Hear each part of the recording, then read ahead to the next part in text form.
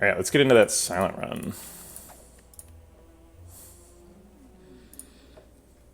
Transform card, 100 gold.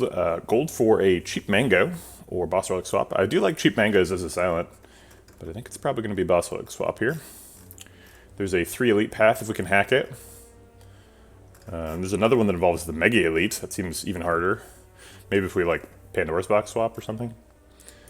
I don't see any reason to avoid the boss relic swap here. Probably going to take this path for the 3 fights for the first elite.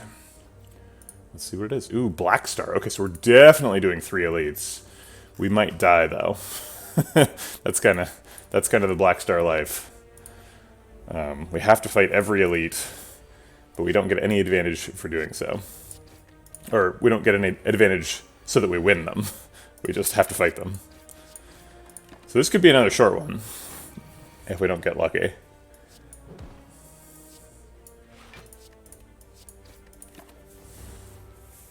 Yep, shop for potion makes a lot of sense. That's a good point. Try and get ahead. Even just like shop for an attack. Dagger throw is great here. Dagger throw is very happy to see that on floor 1. Really helpful against Lagavulin. Really good against Gremlin Knob. Really good against sentries. Dagger throw is just solid. Like literally in every fight, it's super good because like in Gremlin Knob, it helps you like draw cards so that you can use all your energy on attacks. In Sentries, it helps you draw cards so that you get past all the dazes. And in Lagavulin, it's just like a chonky attack so that you don't get debuffed to death. I love Dagger Throw on floor 1. So actually, we're definitely going to the shop now, because this question mark turned out to be a fight, so we're doing 4 fights. So we might as well go to the shop before the hard pool fight. Alright, try and save some health here, kill the acid slime, and take 2. Hey, Talia. Talia, can you let me know if I'm saying your name wrong? I assume that J is like a...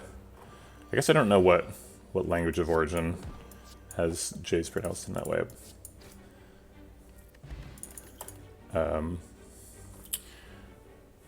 Like hard J, like jar. Tall jar. Okay. Works for me.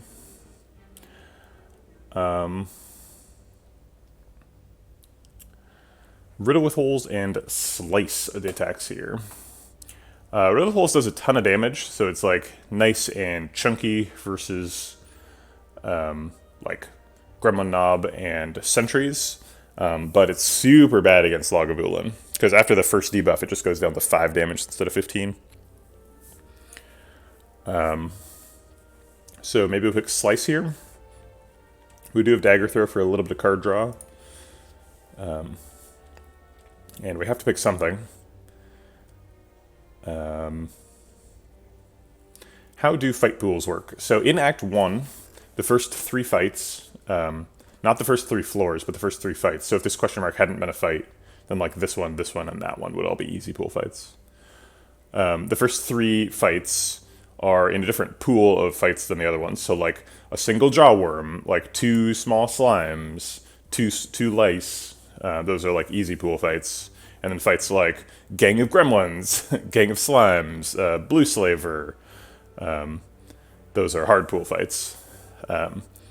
So you can't get like a floor 1 Blue Slaver, for example.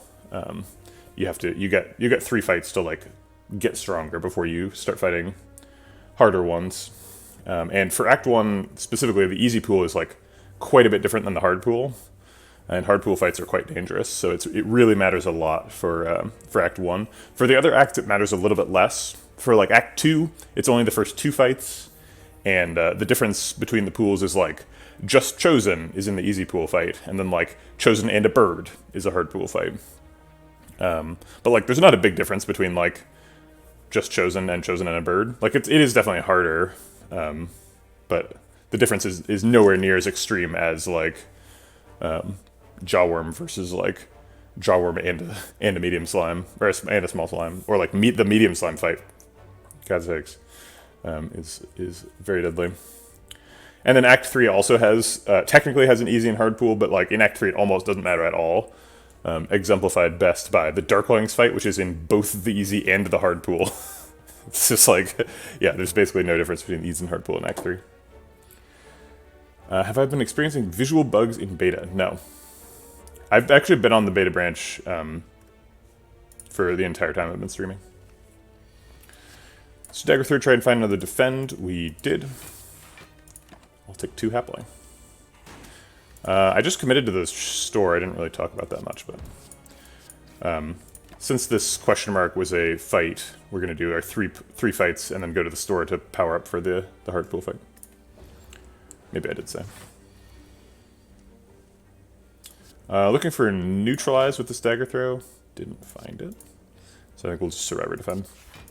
Maybe should have just double defend survivored here and not looked for neutralize. It was the next card though. Dagger Spray is great. I think we're taking that without any question. It's not very good against Lagavulin, but even then, it is pretty good against Lagavulin. Alright, what do you got for me? Can't afford any relics, which is a shame because there's a toxic egg here. Gonna be missing out on that for the run. We could buy a skewer on sale. It seems pretty good. So maybe like skewer on sale and a Blessing of the Forge or something. Can we do anything silly with the Madness? Not currently, and probably not ever. But Madness is definitely a silly card. We could card remove a strike, but we're not really in the mood for that yet. So let's grab the skewer. And I think the forge pot over the colorless pot.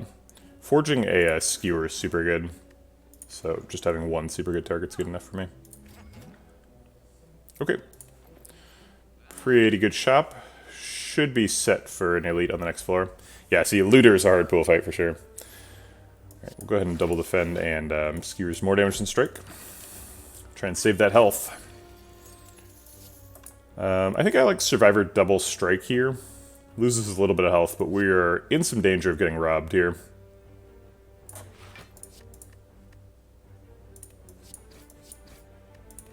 Maybe should have considered the fear pot there.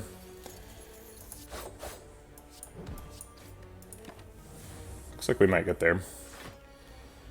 Yeah, dagger throw should cinch it.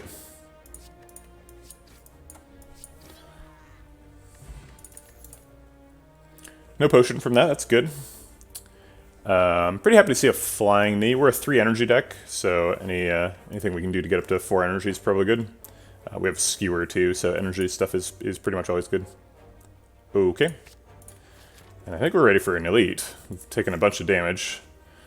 Dagger throw, dagger spray, skewer, and flying knee all seem great. How do potion drops work? Man, lots of just really nice, meaty questions today. How do the fight pools work? How do potions work? Okay, so potion drops, every act, at the beginning of the act, your potion drop percentage is 40%. And then every time you find a potion, it goes down by 10%. And every time you don't find a potion at a fight, it goes up by 10%. So it was 40% here, but then we found the potion, so it went down to 30. Went to here, so it went down to 20. And then it's back up to 30, back up to 40. So we have a 40% chance to find a fight at the end of this. Which is why it's good that we didn't see one. Alright.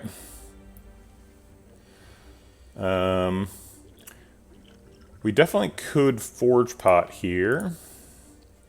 But I think I'd like to hit 3 attacks. That might be a little bit... Either 3 attacks or skewer, I think is what we're looking for. So we are definitely going to vuln pot, though.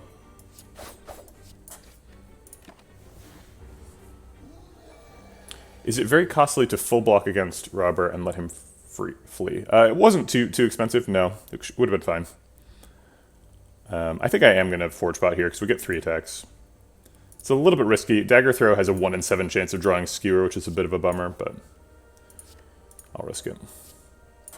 Alright, so Flying Knee sets up for Skewer next turn. Should be lethal. Cool. Ooh, Strike Dummy is so good. Okay, alright, great. Super happy to see a Strike Dummy. I think that the stock market value for Tools of the Trade went up quite a bit with the silent changes. You finished your hit percent script, by the way. You went overboard, so it tells you the hit chance of every possible number of hits from a deck, from a given deck draw hits scenario. Cool. The percentage chance of every possible number of hits. Oh, I see. Okay. Yeah, it sounds useful.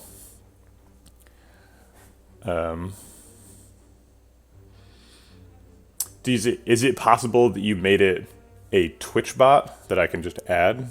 Because that would be really useful. I would do that.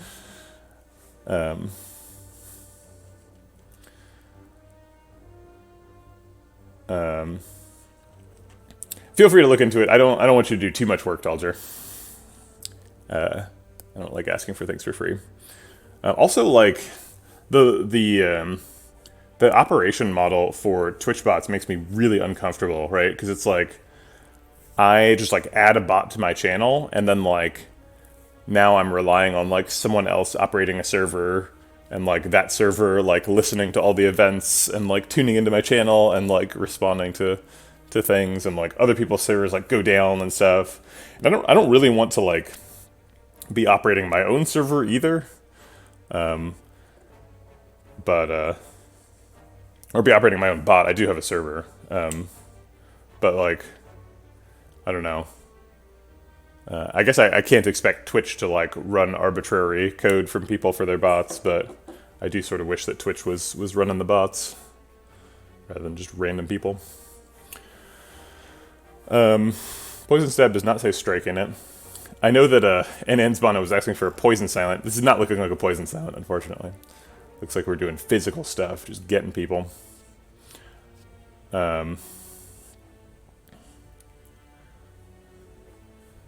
Bezos bot. Yeah, I mean, I guess that indirectly, if I were going to run a bot, it would be running on AWS because my server's on AWS. So it really is like Twitch is operating the bot, even if I operate the bot. Because my server's on AWS. It all comes back to Amazon. So, tools of trade. If we discard a card and we have like a tactics or a reflex in the deck, that's obviously really good. I think that's good enough to convince me to pick tools of trade these days. Reflex is so good now.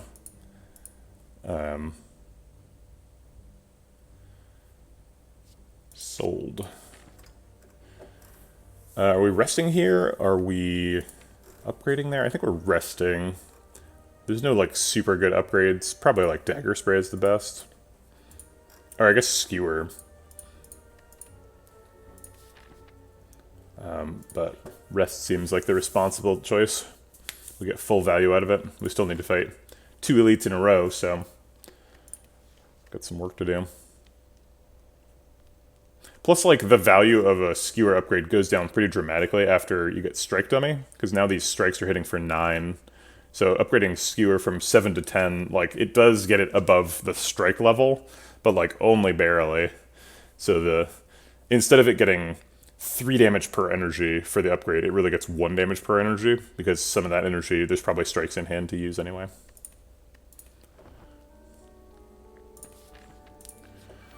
All right. I always think this is probably the easiest hard pool fight, and then I see that they're hitting for like 20 on turn 1, and I'm like, jeez, Lice. Calm down. We can split all of them, which is pretty cute. But we do take 7.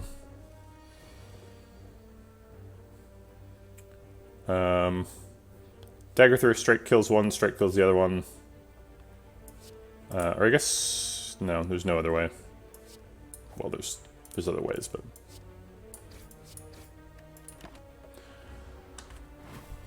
should still get lethal on him this turn, I would guess. Did. Eviscerate got a big buff, too. We also have a Tools of the Trade. So Eviscerate's going to cost 2.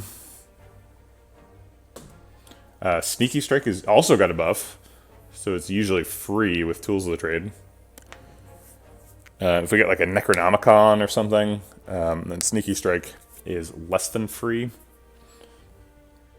But it doesn't do nearly as much damage as Eviscerate. Eviscerate does a ton of damage. We do have too many attacks, but that's fine.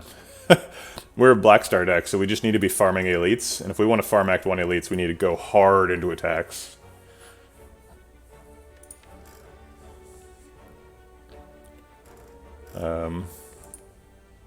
Also, these are both like really good, so we're definitely picking one of those two. We do need to find like a leg sweep or something, but like I don't mind getting more attacks. Both of these are sort of relying on synergy with Survivor or Tools of the Trade.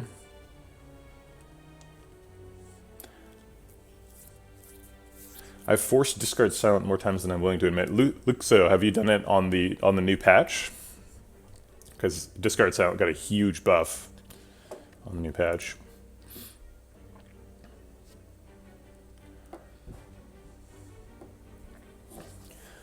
I think as a 3 energy deck, Sneaky Strike being free is pretty appealing. Also, we have like a skewer and stuff, so I think we're looking for cheap stuff rather than eviscerate. We don't have any like, if we had like something that discards the whole hand or discards multiple cards, like even like a calculated gamble, eviscerate would be really nice. Just doing 21 damage for 0 is insane, but this does 12 damage for 0, so.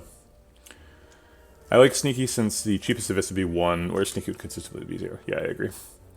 Eviscerate does have sort of a higher ceiling, where like in Act 4, Eviscerate like consistently costs 0 and strength scales pretty insanely, which is not something that's true about Sneaky Strike. But we're not in Act 4. We're in Act 1. Oh, there's a Shuriken. God, we're going to hit so hard. We have a Strike Dummy Shuriken. These Act 1 elites better buckle up. Alright, I think we're going to get a strength proc here. Start him out with 27 damage.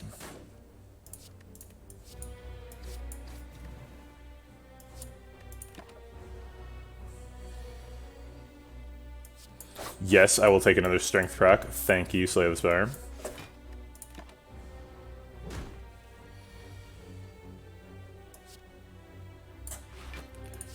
Tools of Trade's too slow in the fight. Sneaky Strike is free.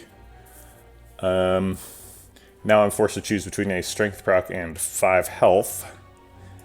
Flying me is always happening. It's strike versus defend. I think we're probably killing him before he attacks again.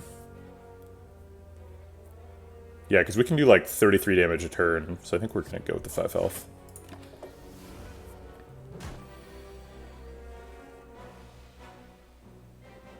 We still get a strength proc due to last turn's flying knee, even though we can't discard. Ha! We still have strength. Take that, Lagavulin. It's payback for all the silence you've killed. Oh my god, this deck has so many stats! Shuriken, Oddly Smoothstone. Get on in here. Don't mind the Cunning Pot either. Alright, now maybe we take like a Blur. Be nice to take some sort of defensive option. Blur's nice.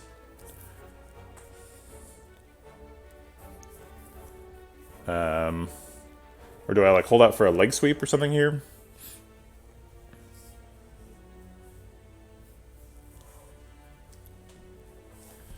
That was a Lagavulin, so the next fight can be Knob. Blur's pretty good against Hexaghost. Hexaghost definitely has some like gap turns where he like takes a turn off and then hits you really hard the next turn.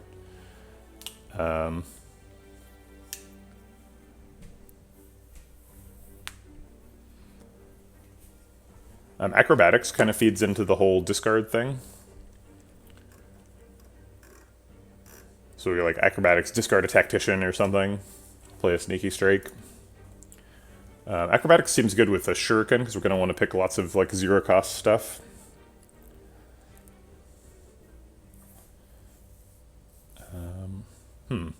Yeah, Acrobatics seems pretty appealing. Currently our 0 cost stuff is Sneaky Strike and Neutralize. Flying me is 0 over 2 turns. Skewer can be played for 0 if we want like a Shuriken proc.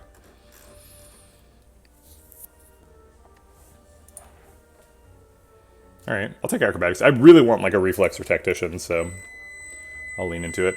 I need to go change the temperature on the oven. Hold on, be right back.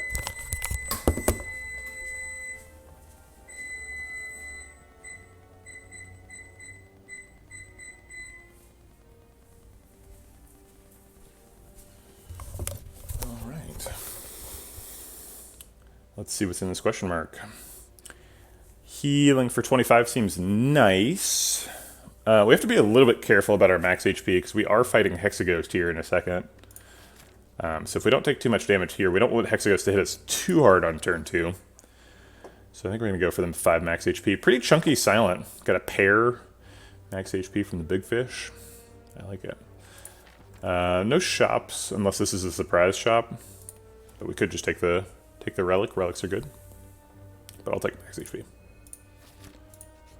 Damn it, surprise shop. Why do you do it to me? Well-laid plans helps us set up sneaky strikes and such. There's a ghost in a jar available here. Eviscerates on sale.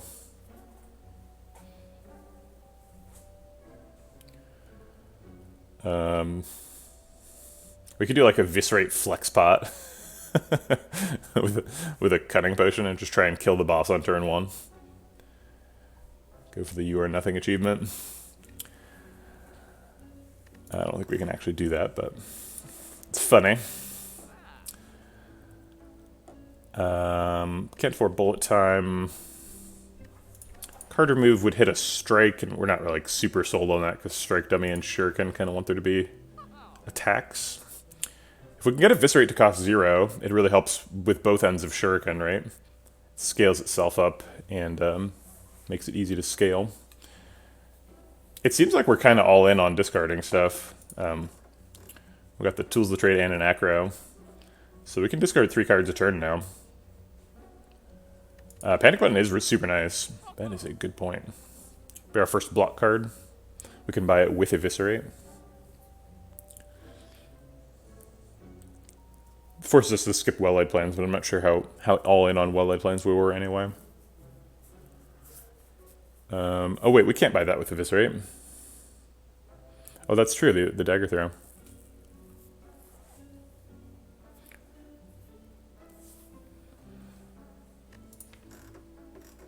It is a lot of attacks, though.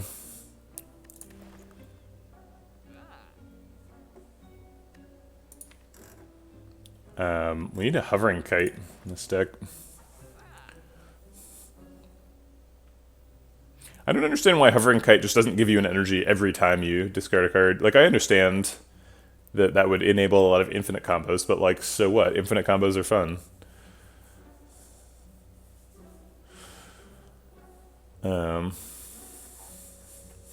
Maybe we should do, like, Eviscerate card remove. Maybe we remove the Skewer. No, Skewer's still good, right? So it'd be like remove a strike. Removing a strike seems like a good idea. Even with Strike Dummy, we just have so many attacks now. Oh, I didn't realize Strike Dummy works with Sneaky Strike.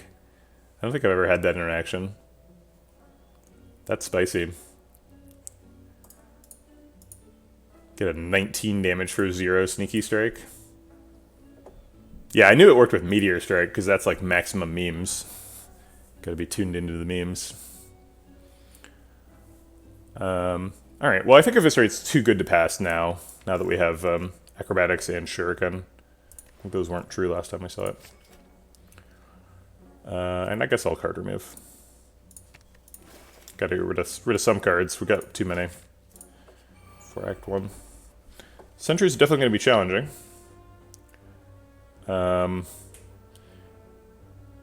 To get a Shuriken proc, we either have to Cunning Pot or Skewer over Eviscerate. I guess Skewer over Eviscerate's not terrible. Alright, let's get 2 Strength procs.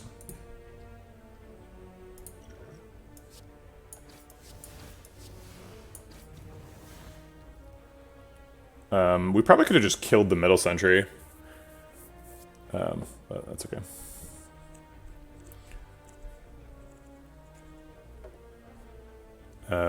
Hey, Sir Artemal. So to be clear, with the Hovering Kite change I'm proposing, is you get 1 energy every time you discard cards. So gambling, or calculated gamble would give you 1 energy, not 1 energy per card. Any reason on which sentry you target? Yeah, so the 2 outside sentries attack at the same time. So that turn is generally, like turn 2, 4, 6 are like the dangerous ones in this fight. So the outside sentry with the lowest health is like 99% of the time the target. If you can kill one on turn 1 and you're pretty sure you can kill one on turn 2 too, then you can kill the center one if you need that to block. Hey, Sir Animal. I'm doing good. So this is going to do 10, that does 16. Or we could do 16 plus 4, which is off by 1.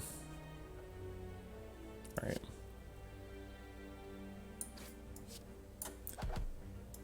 And then I'll go ahead and do the front sentry.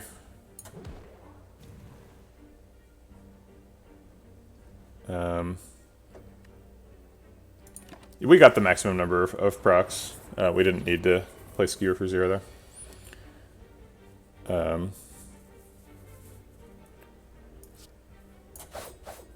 So Dagger Spray is always getting played. We almost have lethal on the front one again. Oh, I should have played the Acrobatics. If I was going to play Acrobatics, I should have played it before the Dagger Spray, because I could have gotten Acrobatics into Sneaky Strike. I think I just like double defend here, though. I don't want to take too much damage. Maybe it's Flying Knee Strike on this back sentry, because that sets up for lethal next turn, and it gets a strength proc. Or sets up for a kill on this one, at least.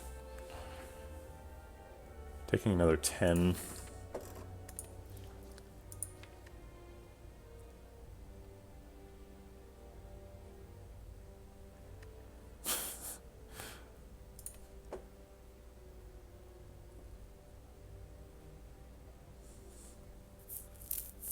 Acrobatics would still be draw for 0 energy, so with enough acrobatics and gambles, it would essentially be infinite draw for energy. Yeah, but there's already lots of infinites with acrobatics.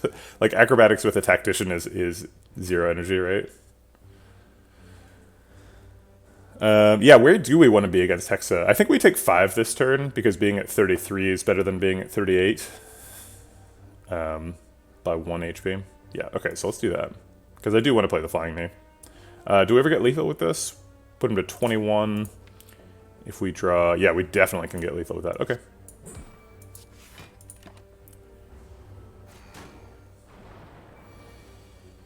Yeah, Dagger through Sneaky Strike is lethal. Even just Sneaky Strike is almost lethal. Actually, do we have lethal on both? No, not quite. Because there's no attacks to draw. Alright, so these do 22, so I'll put them on him, and then the 17 on him.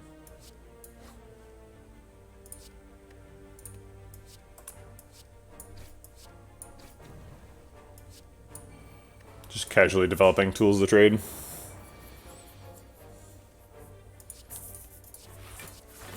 Can I get an attack?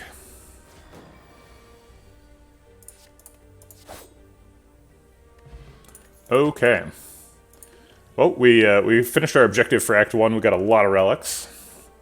Black Star is doing stuff. Holy crap. Catalyst, Alchemize, Crippling Cloud. What an embarrassment of riches. Yeah, Hornclade is super good. Good call out. It's exactly the right turn to be blocking on.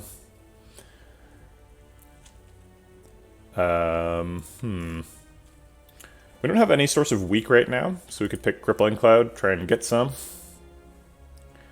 Catalyst seems like a no. We've got 20 cards and none of them say poison on them, so I think we're probably not a poison silent. And we have a shuriken, so we already have our scaling plan. We don't need poison for our scaling, which is usually the silence problem, so that you have to have poison for scaling.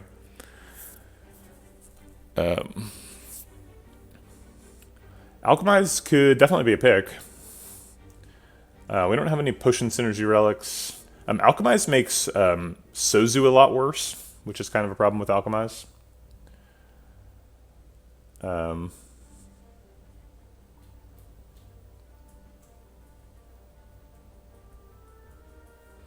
we're picking it against Crippling Cloud, which is no slouch.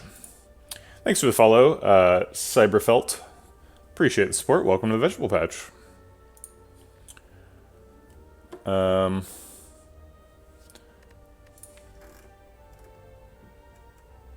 problem with Crippling Cloud is it's not an attack, so we can't proc Shuriken with it, and it's expensive. The The good thing about Crippling Cloud is it AoE weaks people. AoE weak is so powerful. Imagine going into a bird fight and just saying Crippling Cloud on turn 1. It's like, I'll just transform your 18 damage into 0. Bye. You've grown to dislike Sozu on Silent. I mean, Sozu's definitely not the best energy relic, right? The best energy relic by far is Hovering Kite here. No downside, procs every turn. I'll take it.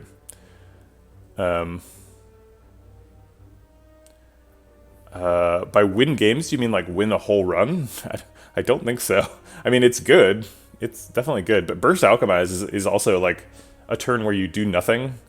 So I would say if you're in a position where you can Burst Alchemize, you're already way ahead.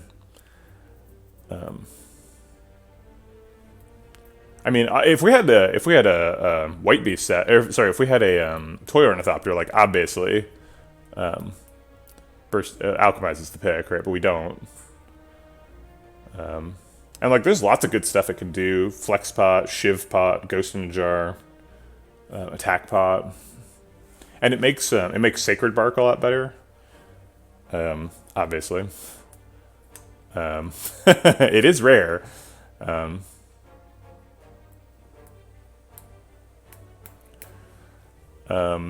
Alchemize definitely would be a lot worse if we had like a Ghost in a Jar or a Fairy in a Bottle in our potion bar. But we're pretty happy to use the whatchamacallit, Liquid Bronze in the Hexaghost fight. So we basically have no potions. You do have Black Star. That's a good point. That is a good point. But also, here's a counterpoint. I have Black Star, so I'm going to be fighting a lot of Act 2 elites, and Crippling Cloud is really good against Act 2 elites.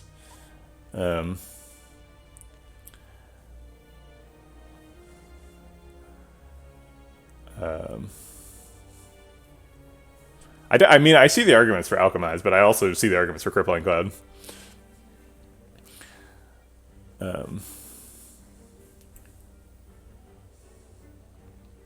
Alchemize does cost 0 when it's upgraded, and we have like an Acrobatics in the deck, so things that cost 0 are good.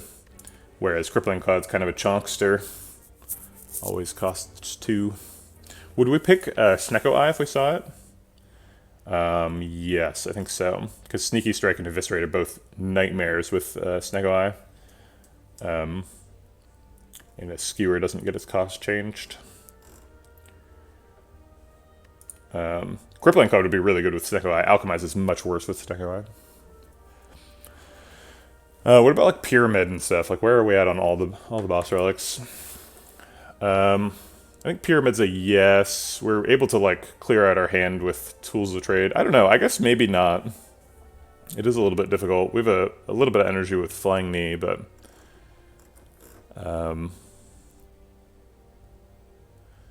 yeah, I guess Pyramid's a bit weak here. Pandora's Box we're not super happy about because we've got the Strike Dummy. Probably still take it. Not sure why Pandora's Box is relevant for this decision, but maybe it is. You never know. A Pandora's Box can give you like, another like 2 copies of Burst or something, right? Like you never know what kind of deck you're going to be after you pick Pandora's Box. I think I'm going to pick Crippling Cloud because I want to be ready for Act 2 elites, and I don't feel like I am right now. Like, we have a lot of damage, and that's important to like be fast against Act 2 elites. But the AoE weak would be quite useful.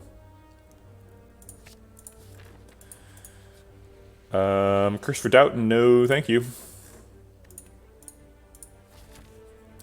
I feel like that event shouldn't be able to show up on this floor. I feel like that event should only show up if it's possible for you to get like a shop or a shop for the rest of the fight, the run. Like, there's no way it's ever correct to pick the gold here, unfortunately. I mean, maybe if you have like Omamori or something, but it's kind of a sad card. Eviscerate's got a pretty big upgrade now. 27 damage, an additional 6 damage, 2 per energy. Pretty good for a 3 energy card.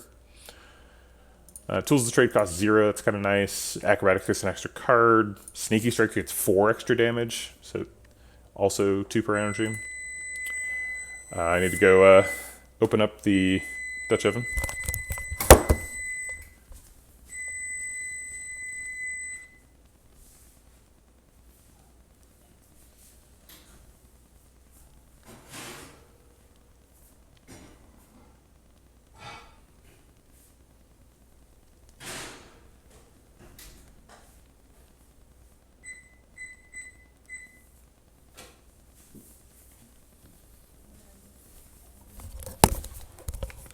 Oh my god, that is a beautiful loaf. Just got a really nice little bounce. It's got the perfect little shelf.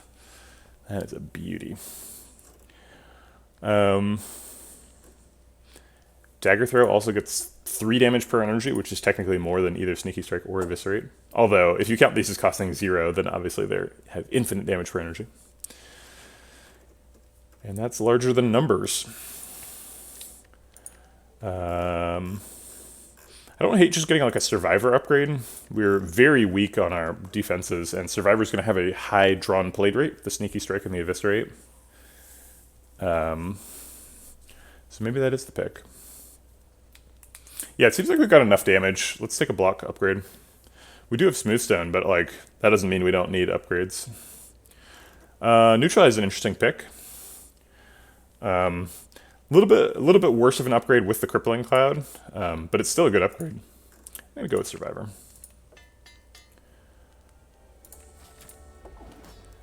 All right. Give me an attack. Darn.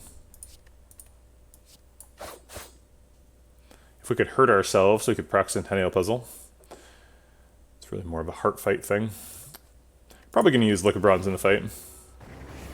I guess we can save it. Flying Knee Strike, Defend, Skewer, blocks out and gets a Strength proc. Alright. So then do we use the Liquid Bronze or not? I feel like if the question you're asking yourself is, do I respect Hexaghost? Then the answer should be yes. So I respect Hexaghost. I've edited too many YouTube videos where I'm like, do I care about Hexaghost? Nah, we've got it, and then I die. I'm like, oh, didn't have it.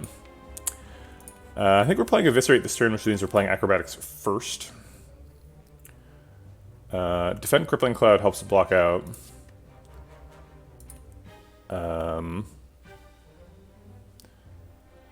We can't get a Strength proc. What about like Tools Crippling Cloud? We do need to get Tools down at some point.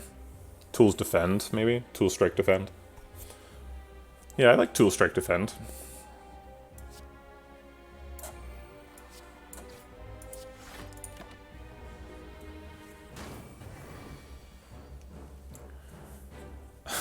I would gladly discard a burn. I forgot that Tools is like good at that part. I never think about Tools as like a status answer, but it really is, right? It's like it helps you filter your deck, and that's just like super useful in like the Heart Fight or against Taskmaster, Chosen, Hexaghost. There's lots of fights where statuses matter. Right. I think we're always striking and always defending. Or maybe not. Maybe we're like Crippling Cloud defend, huh? He's already weak, so Crippling Cloud doesn't block this turn, but it does block next turn. The aggro line here is Crippling Cloud, Strike, Skewer. Get an extra Strength proc. Hexaghost is a race, right? And we're only taking 8. Go down to 26. We probably win that line. Alright, Hexaghost, it's on. You're trying to kill me, I'm trying to kill you. Let's see who can do it first. Alright, Sneaky Strike is free. Guess play Acrobatics before Survivor.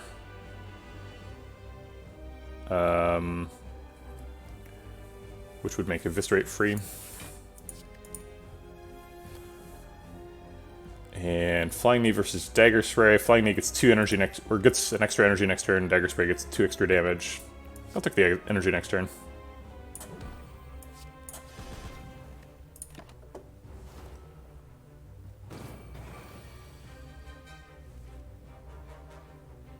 He is not attacking, so I won't hold the defend.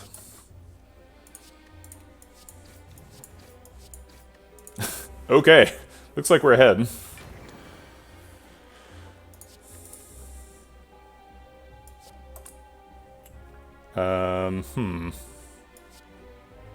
Is this lethal? 33 plus, so it's 44 damage. Nope, not lethal.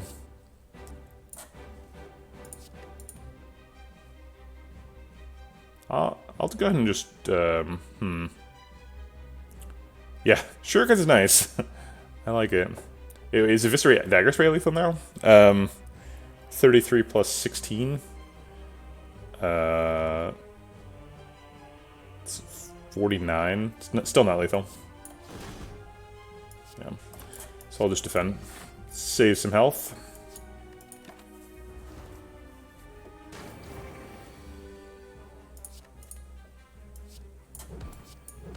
Alright. Easy. There's a Wraith form. I like that card. It's up against, like, second Tools of the Trade and, like, Phantasmal Killer. Oh, wait, they did upgrade Phantasmal Killer, huh? Costing 0 is no joke. That's, huh. I forgot Phantasmal Killer got an upgrade. It's still up against Wraith form, though. I mean, Phantasmal Killer does give us a tremendous amount of damage, but, like, Wraith form is how we win the game, right? So, we have to pick the Wraith form.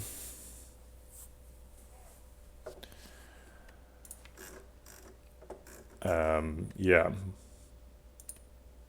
We do have to try all the upgrades. Eventually I will pick new Phantasmal Killer. I just don't think right now is the right... It's not the right deck for it. Yeah, so the Phantasmal Killer used to cost 2 and then upgrade to cost 1. If you... the bot still has the old ones. That was really a spelling test there. Can I spell the word phantasmal? Apparently I can. But now it goes from 1 to 0. So we got both of them decosted. Which is good, because it was one of the worst cards in the game, so... but it is good in your Divinity Form, Necronomicon, Snecko Eye, 10 Orb slots, and Barrage, Vulnerable, Echo Form, Mega Scaling combo. If you want to get all the multipliers, Phantasmal Killer is technically one of them.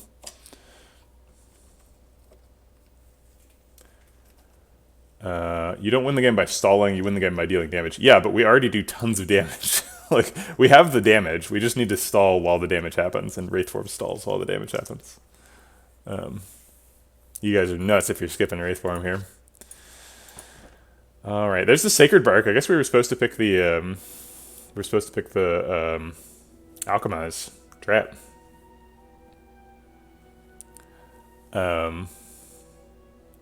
Calling Bell's pretty good. We've got some ways to get rid of the Curse. Tools of the Trade, Acrobatics, Survivor, all the discard stuff can discard curses. So we're not super sensitive to deck quality. We also just like have a big deck.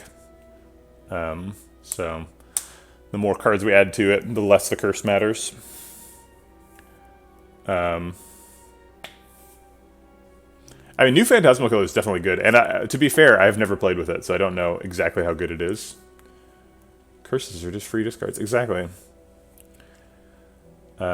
Fusion Hammer seems pretty nice, though. I would like to have 4 energy. What does Calling Bell get us? It gets us like a Vajra and like a Peace Pipe or something.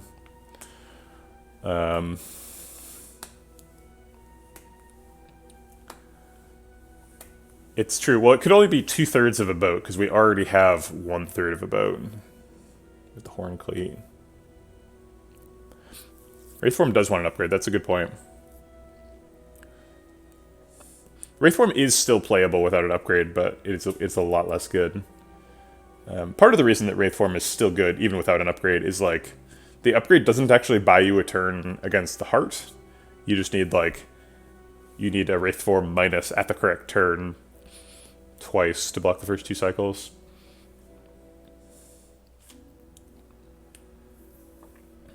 You don't have to be intangible when he's not attacking. Um,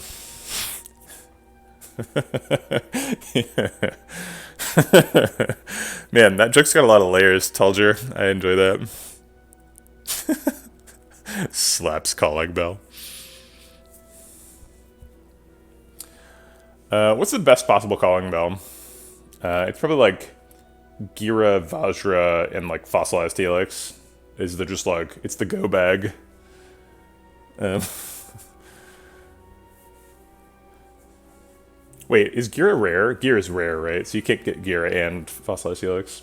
So it'd be like, oh, it'd be a Kunai, right? Scale everything. So it's like Vajra Kunai, and then anything for rare, basically. Dude, I do like that. That should be a patch where just like if you have all 3 boat relics, you just replaces your hero portrait with the boat guy.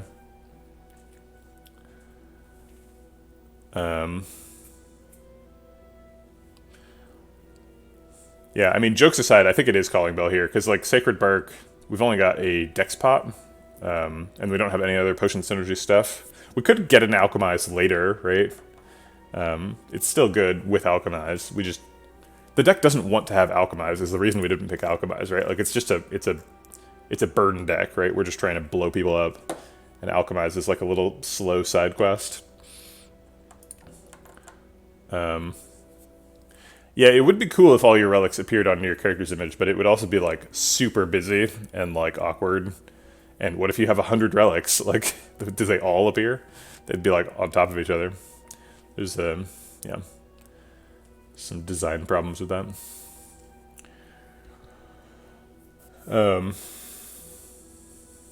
When are they going to make Endless Mode?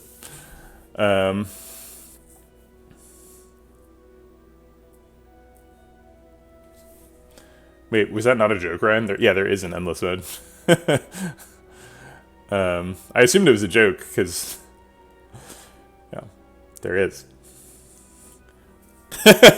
No, you're not dumb, Ryan. Sorry. Didn't mean to laugh at you. Alright, let's pick Calling Bell. What do we got? This is not what I was imagining. Okay. I guess we got a lot of Sustain and an Ice Cream. Well, the Sustain is good, right, with the Black Star? I also didn't realize this before we picked Calling Bell, but if we want to absolutely fill up the relic bar, Black Star into Calling Bell is like 100% what you want, right? Get 4 relics for the Calling Bell, like 7 relics with the Black Star. Yes. Get them all. If we win this run, we're definitely getting the little check mark of glory. Endless Mode is actually not very fun. I'm not like a... I'm glad that it exists, I guess, but I wish that the development time had gone into other things.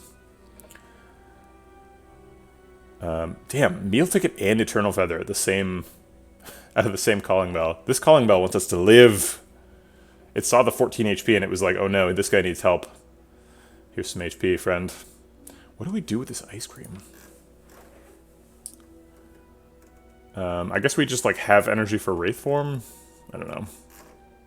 Maybe we get a Necronaucon Sneaky Strike, do some crazy combo stuff. Yeah, the problem with Endless Mode is it really distorts your deck building priorities. So like suddenly like Mind Blast is super good. I'll just call that out because nobody knows what Mind Blast does. Just like a colorless card that like if you can go like 300 floors and you're just like picking a card every floor, suddenly Mind Blast just OTKs everyone you see. So you just get like 7 copies of Mind Blast and you win every fight on turn 1. It's just stupid.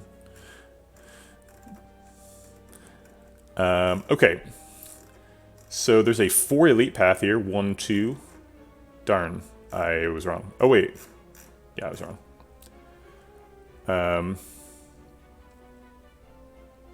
Mind Blaze is always great. What do you mean? Okay, so probably we're looking at like this line because it's got 3 elites and 3 extra fires.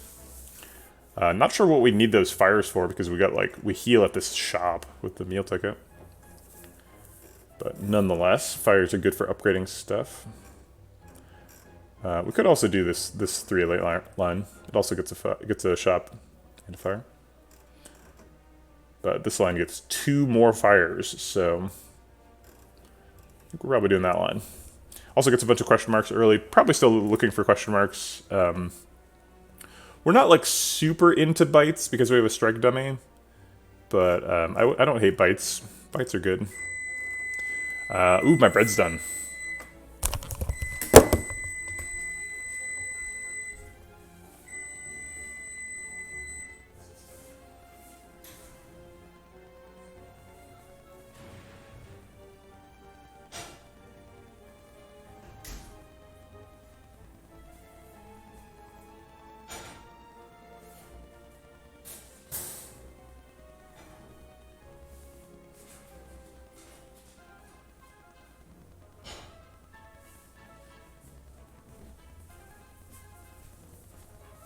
Yeah, that beautiful bread.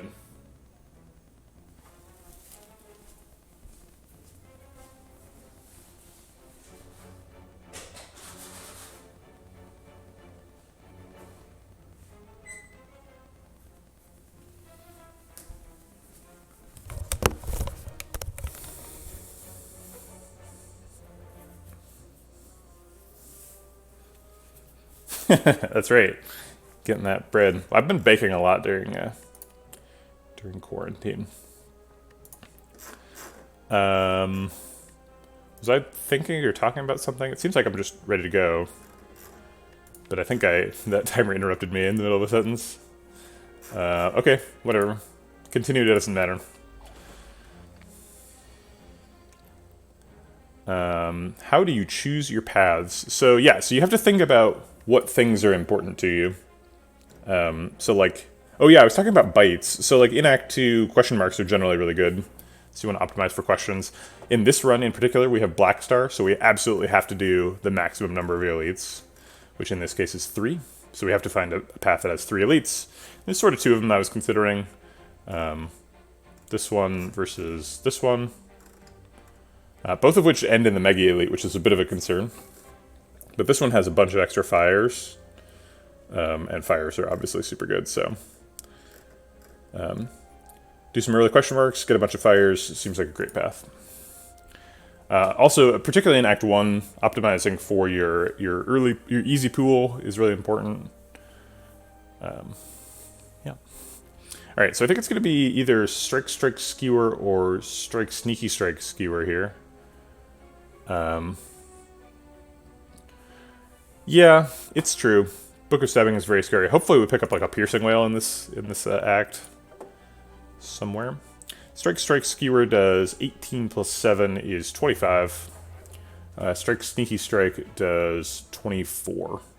So almost the same. This one's got a slight edge.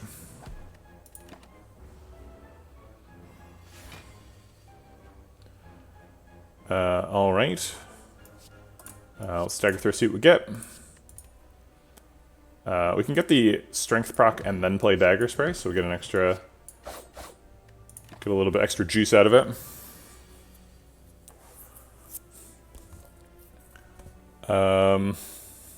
This is probably our Wraith form.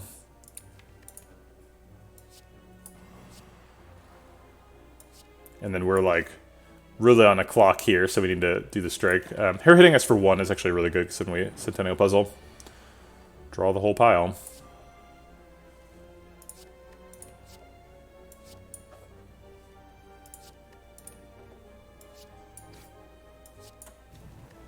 Alright, better get lethal next turn. Yep, cool. And that is why Wraith form is good. Alright, there's Blur Plus. Seems okay. It says plus on it. We don't have very much block.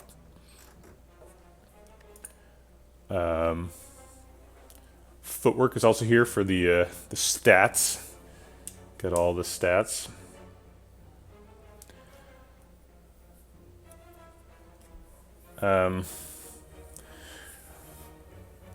Ryan, are you being facetious or not? I can't tell. It is kind of a combo, right? It's like you can hold your block from before your dex goes down. Yeah. It's obviously not amazing. Yeah, I'd much rather get Piercing Whales, right? Because Piercing Whale doesn't care about your decks.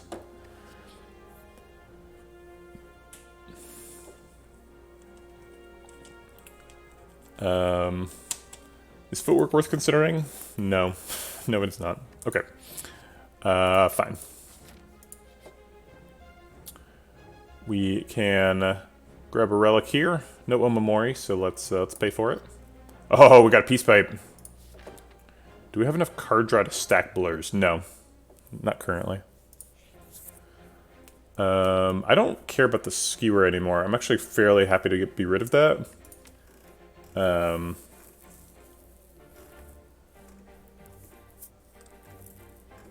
But it does cost 0, and we have gotten a couple of Shuriken procs out of it.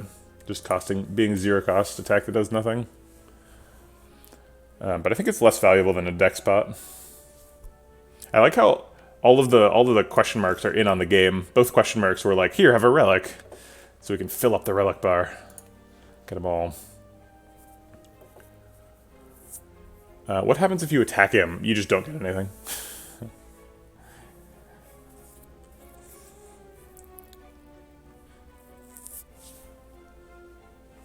Alright, I think I'll give him a Skewer. I'm not, like, super happy about it, but whatever. Gremlin Horn. If you got a relic after the fight, that sounds like fun, fighting Rainweed. Yeah, but it's not what happens. This is kind of scary. I'm going to go ahead and chug the deck spot for this. Mostly because we have, like, some defense in hand and no clear plan for this turn. We, like, can't get a Shuriken proc or anything.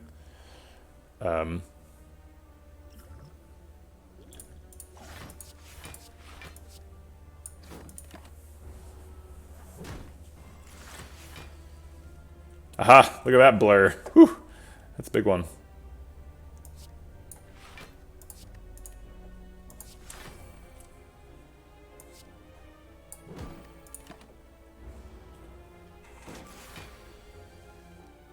Oh yeah, we have ice cream. Shoot, I forgot about that. Okay, good point. Thanks, chat.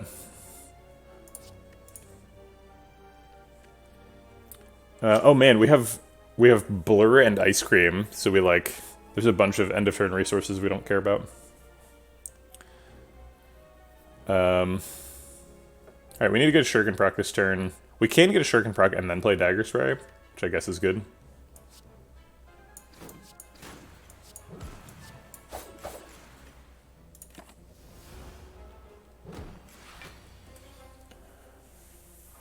Is this too early for Wraith Form? It saves 8 health, or I guess it's 6 health this turn because we're still taking 2. So we're taking 2 versus taking 8. Difference is 6. No, I'll just play these.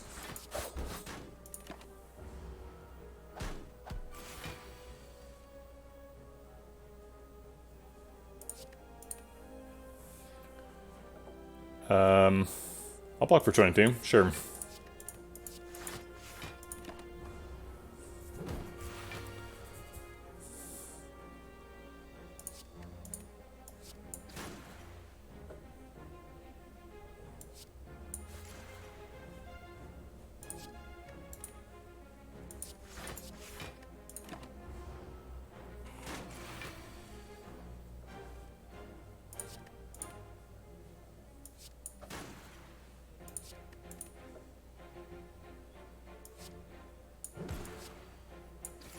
Lethal? Good. Okay.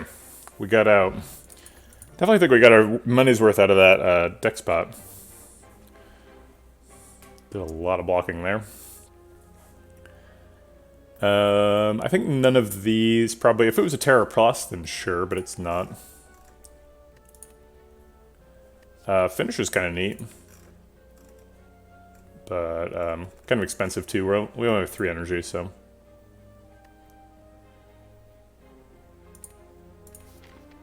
No thanks. Another relic. Oh wait, this one was guaranteed. Tiny chest. Singing Bowl versus Sapphire Key. I do feel like we're kind of done taking cards. We've taken 23 cards already. So Singing Bowl could definitely give us some max HP for sure. Alright.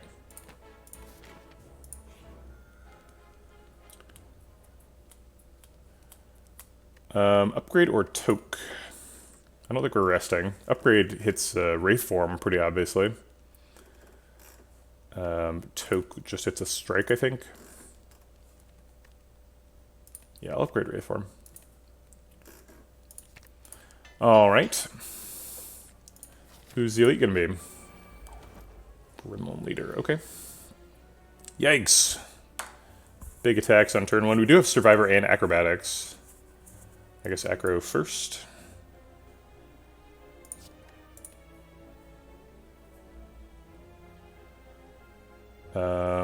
Is this the Swift Pot turn? What are we looking for? Probably Dagger Spray. No, Dagger Spray is not actually very good. Okay, I think we just Survivor and then Eviscerate the Fatty.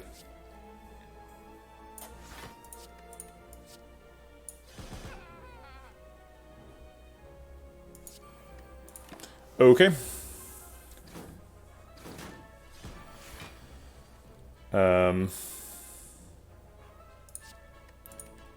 And then we'll go ahead and kill the Mad Gremlin.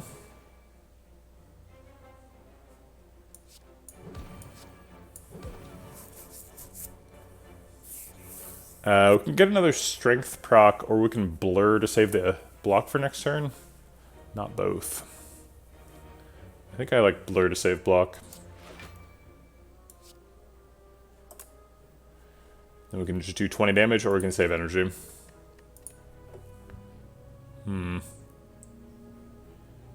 I like saving energy.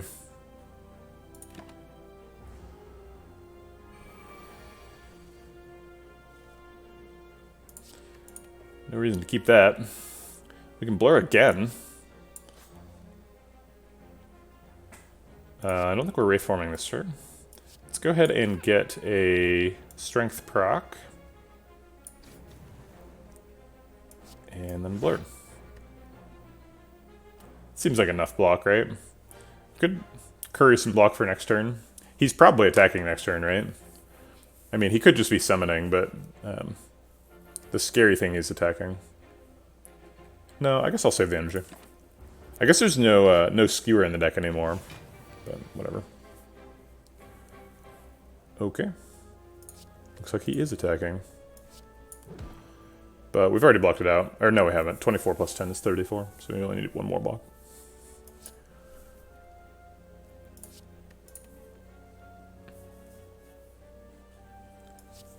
Alright, let's get a Strength proc and then play Dagger Spray and Eviscerate.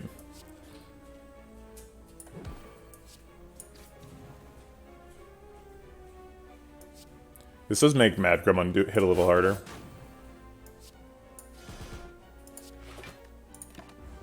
But it also does approximately 1,000,000 damage, so I'll take it.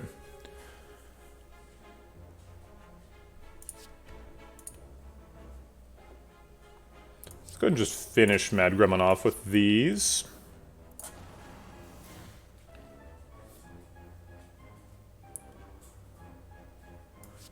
And then do a bunch of damage.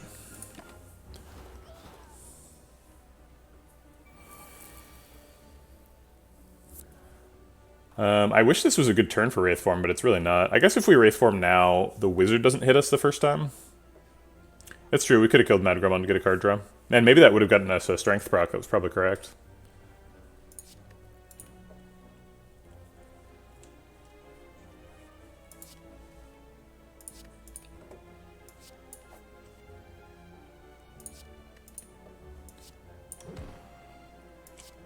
Looks like lethal to me.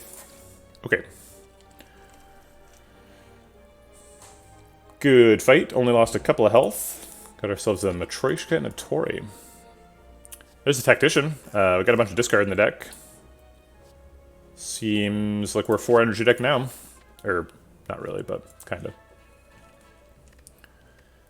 of. Tactician's got a huge upgrade. Gets doubled. So I imagine we're going for that. Okay. Seems like we can make use of the energy. We've got an ice cream and some expensive stuff. Is Bottled Flame good?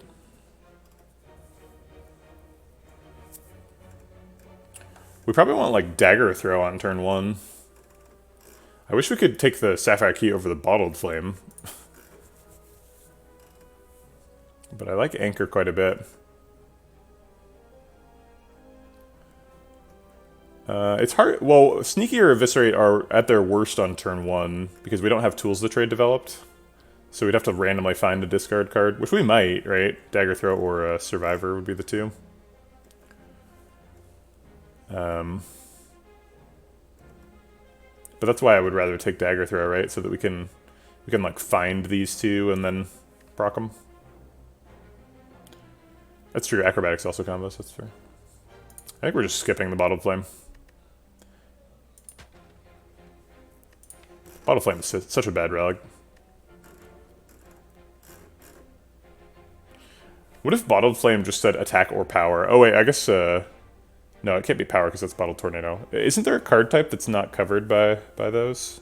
No, it's attack, skill, and power. There's no other cards. You wouldn't want to start with a curse, right?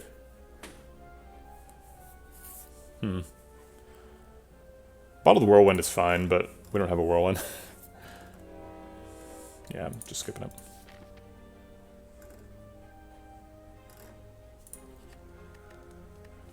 It's time to start token. Seems like the upgrades are falling off a little bit.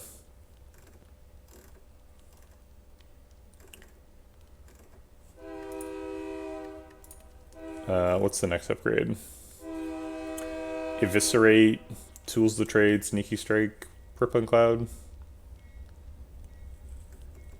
Why would you take Flying Knee over a Strike?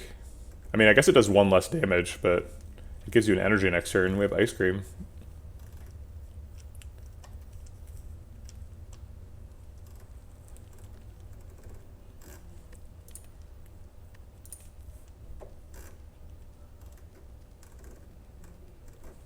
Alright.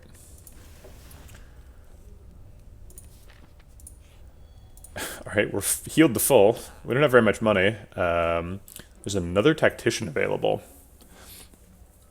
I guess the deck is too large to be thinking about an infinite, but like 2 Tacticians and an Acrobatics makes me smell blood. If we can remove like a bunch of cards, there's an infinite there. I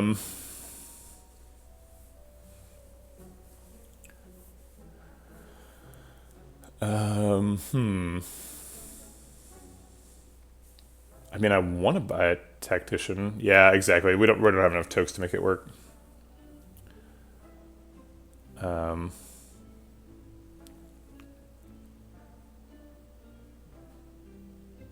That's right. Prismatic Shard, Second Wind. We're there.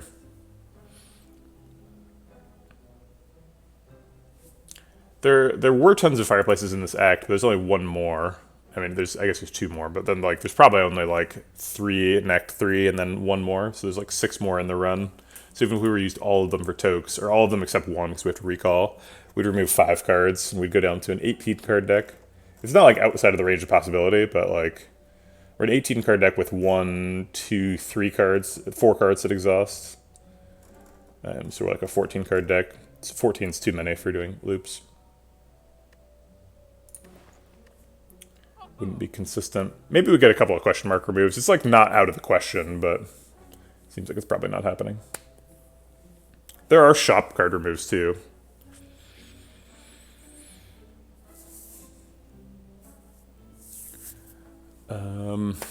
Maybe we took a Firepot. Firepot for Slavers.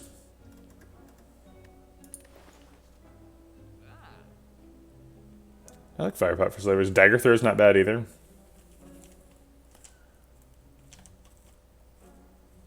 Yeah, let's take a Firepot.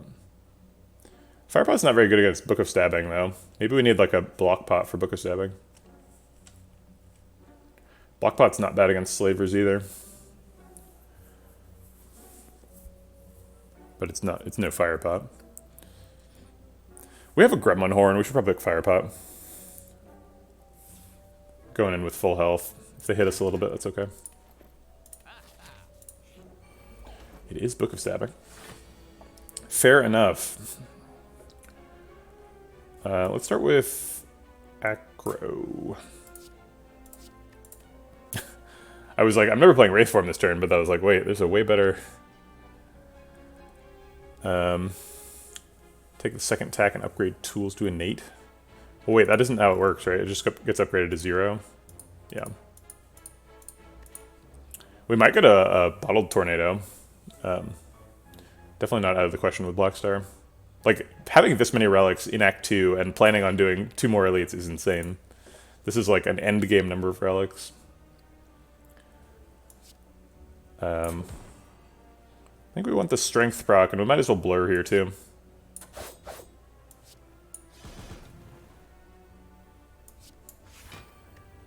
You say it means no super book of stabbing, but I'm actually way more afraid of super slavers here. Slavers are way scary. We're already blocked out, so I'll just take the strength proc. People are always more afraid of Book of Stabbing than slavers, but slavers are pretty bad. I'm going to use the Swift Pot here. I want to find that survivor. Okay.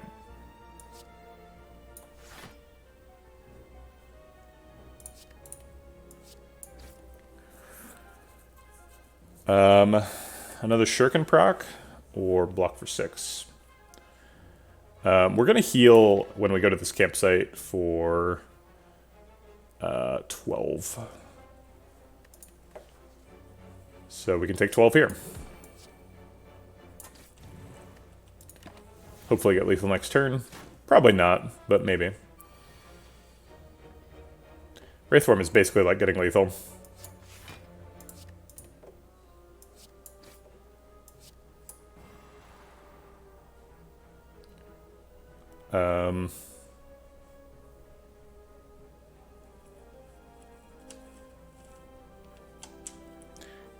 I could see either Strike Blur or Crippling Cloud. I guess Strike does so much more damage than Crippling Cloud. Good god. Strike hitting for 12 is so crazy. Alright, we're gonna Strike.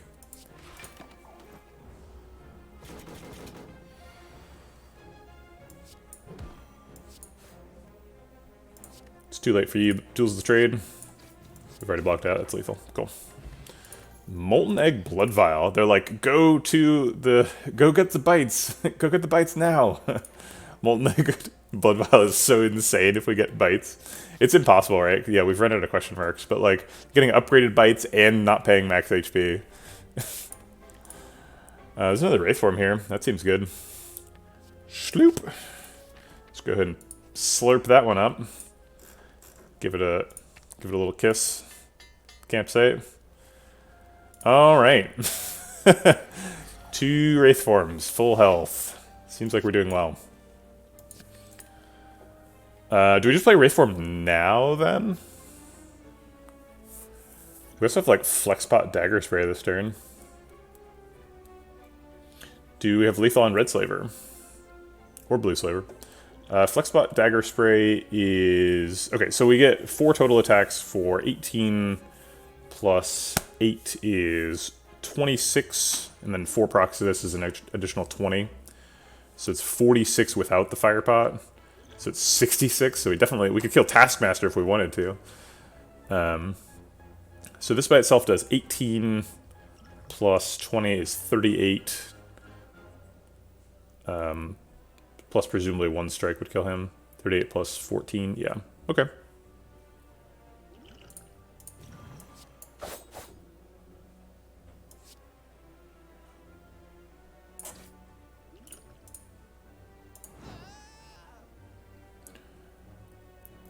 We could just Wraithform now. But Strike gets a Strength proc, and then we can block out, so that seems better.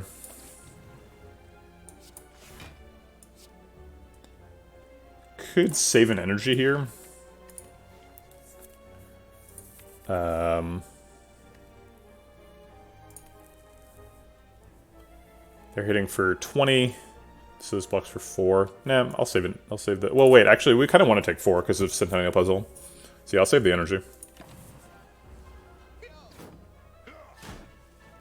Oh yeah, I forgot we had Tori. I don't think Tori has ever procced in the run so far.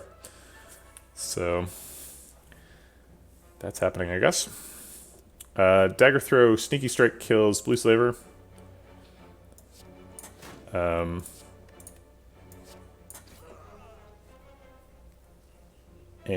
Flying Knee gets a strength proc. Eviscerate pays off the strength proc. Blur to save the block for next turn. Seems fine. I guess we could have fit in a free survivor there, so we should have 8 extra block this turn. Obviously it doesn't matter, but...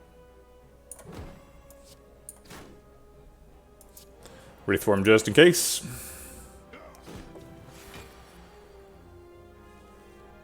Absolutely annihilated those slavers. What a no-doubter. That was a powerful Strength Slavers experience. Or I guess it was Metallicized Slavers. Yikes. This deck is strong. We did use 2 potions. I guess we maybe shouldn't have taken damage if we wanted to score perfect, but whatever. Doesn't matter. Well-Laid Plans is on the watch list. If you got Wraith Forms, save the Wraith Form for the right turn.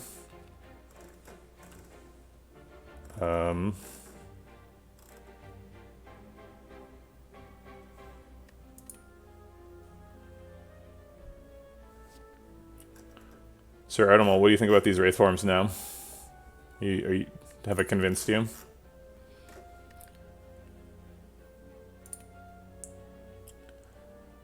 I guess I'm not saying that, what's the double damage thing called? I guess I'm not saying that wouldn't have been good. Yeah, I think Well-Laid Plans is appropriate, right? Let's grab it. And upgrade Well-Laid Plans or took a strike. Both of them make the deck more consistent. So I guess the question is which one matters more for consistency.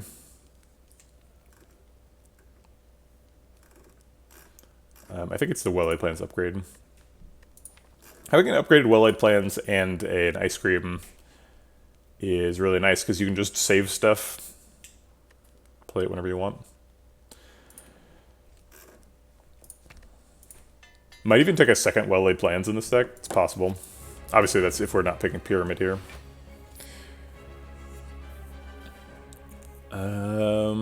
Getting tools developed this turn is pretty good, so I'm going to go tools Flying Knee.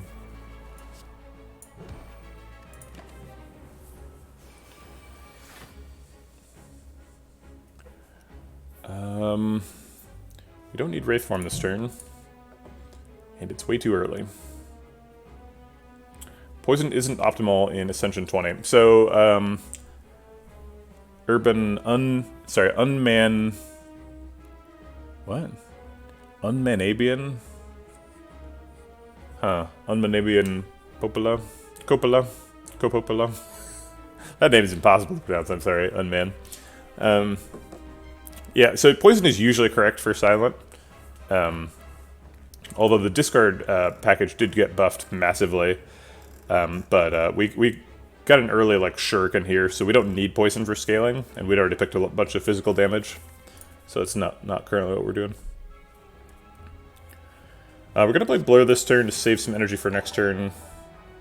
And thanks for the follow, Unman Abian Copopola. Do we defend now? Just save it for next turn? I guess if we Crippling Cloud, we probably don't need to defend. Because they're all weak for next turn.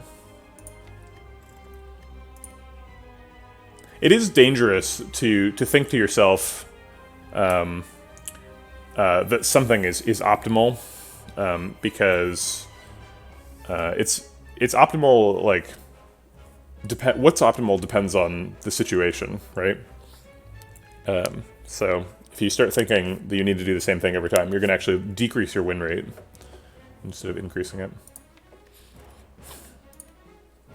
Okay. I'm going to save the energy instead of playing the strikes. I want the attack energy to go into getting Shuriken procs. Dagger Throw saved me. Saved. Alright, so now we can get a Shuriken proc and do Dagger Spray. They are hitting for 15 plus 14 is 29. So we need to block for a little bit more than we have currently.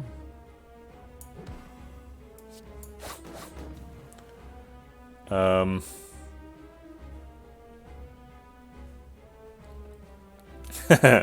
have 100% when I get super lucky.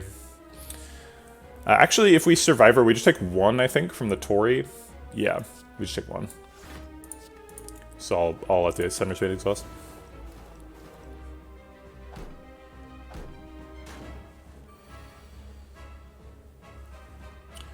Okay, still too early for Wraith form. Maybe we do hold it now because we have well-laid plans in hand.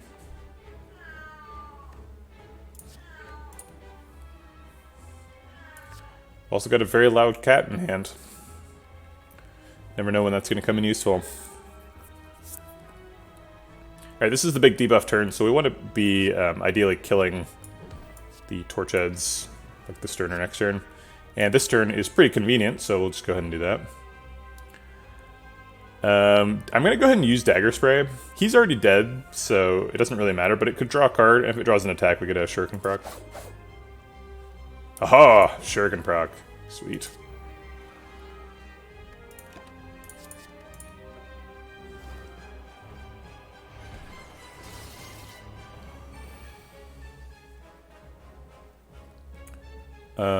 Okay.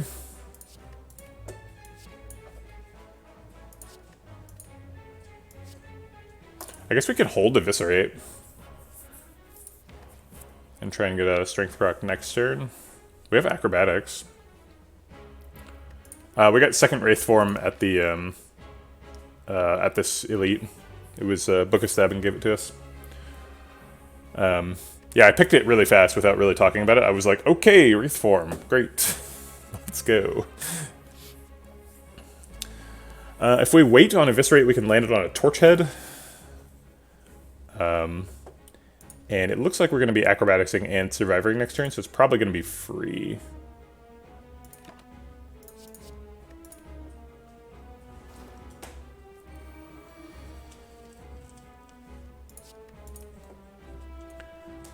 Alright.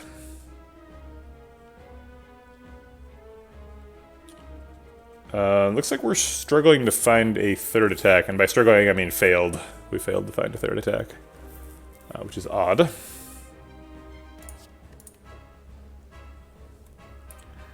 Well, we have 10 energy, so we might as well spend it.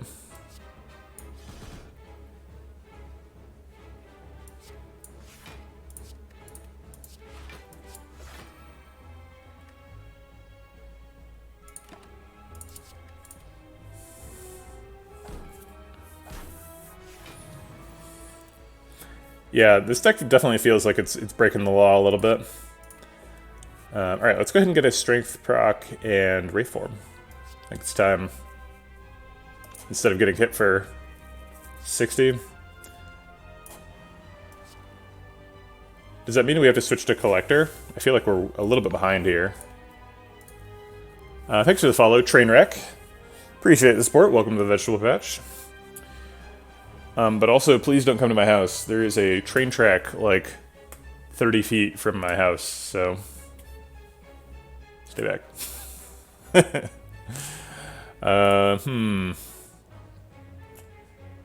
We only do 27 damage, and he's got 23 armor, so I don't think piling it onto Collector is appropriate here.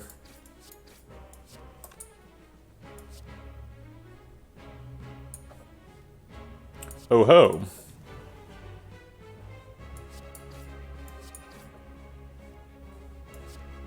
I guess I'll hold the Flying Knee. This deck is really good at taking 1 damage. We've got Torii and 2 Wraith forms. Alright, time to get some damage.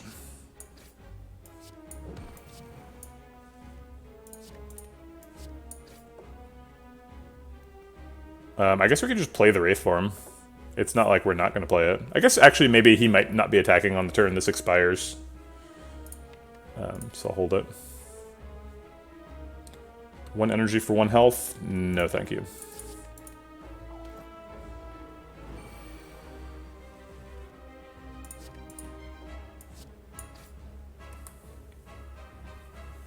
I want a Survivor just to decost Eviscerate, but it doesn't help because there's no block. How much do you heal after this fight? Depends on how much health is missing. If so you heal for 75% of missing health. So currently, if we ended the fight right now, we would heal to 80.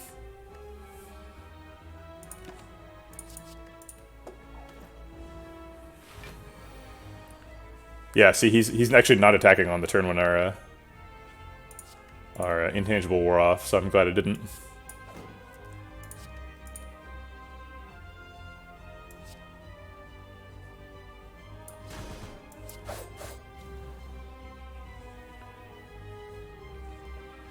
Is there a way we can make this deck scale faster? Yeah, like card draw. Basically, I just want like 4 more copies of Acrobatics at this point. And like, maybe I should have bought that other Tactician.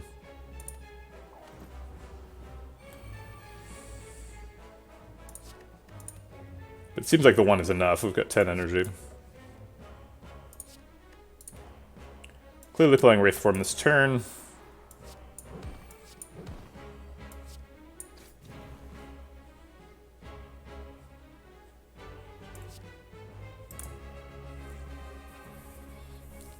I guess, is 1 energy worth 2? You think we need Terror? Yeah, Terror is good. I think we're just ending turn. Blade Dance? I've passed a Blade Dance. I didn't really even think about it. I think it might have been in Act 1, though. It seems like we're scaling plenty fast. I don't have a problem with it.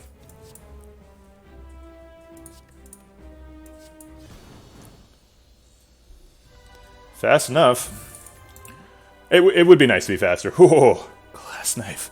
Glass Knife Plus. Jesus. There's also a Phantasmal Killer here. That makes us go faster. Glass Knife Plus is a hell of a drug.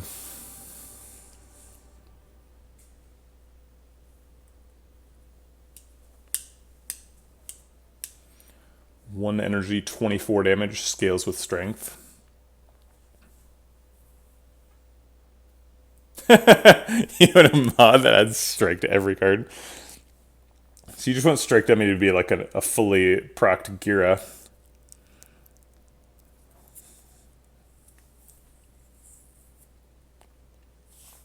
Glass Knife Plus.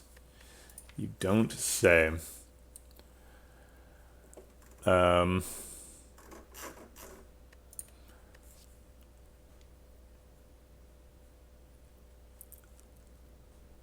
I guess Shuriken.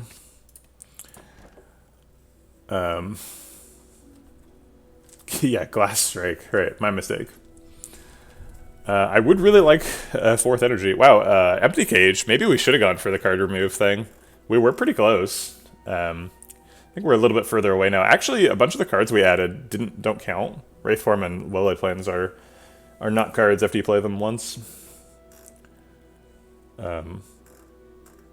So maybe we could still get there.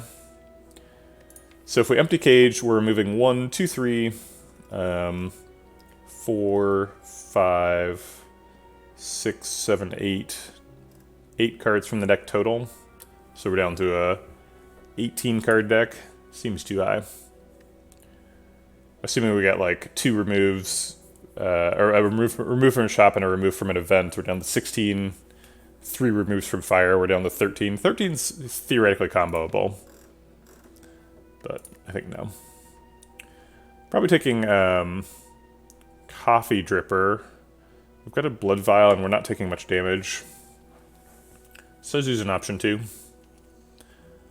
But we could still find like a White Beast statue or a Toy Ornithopter, Potion Belt or something.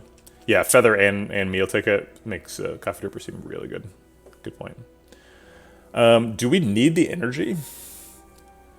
Maybe we just don't need it.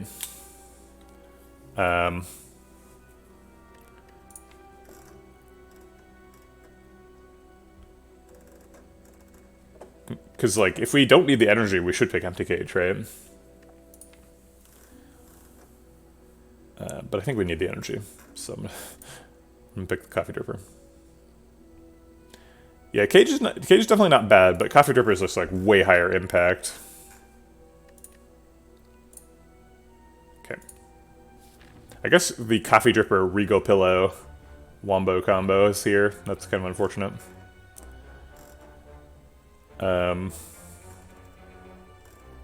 We have like literally every healing relic. We've got like Regal Pillow, Blood Vial, Meal Ticket, Eternal Feather. There's like only a couple missing.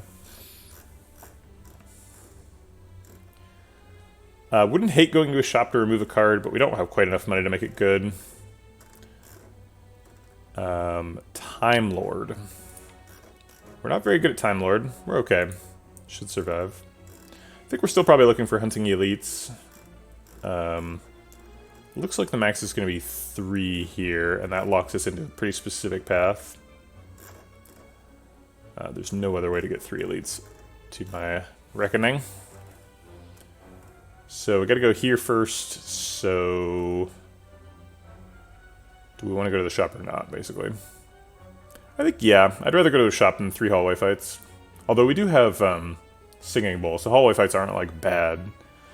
But with Coffee Dripper, every hallway fight is a bit of a risk. So I'll avoid one.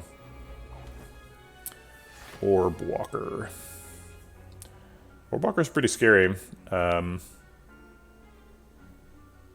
It's possible we just Wraith Form now. Nah.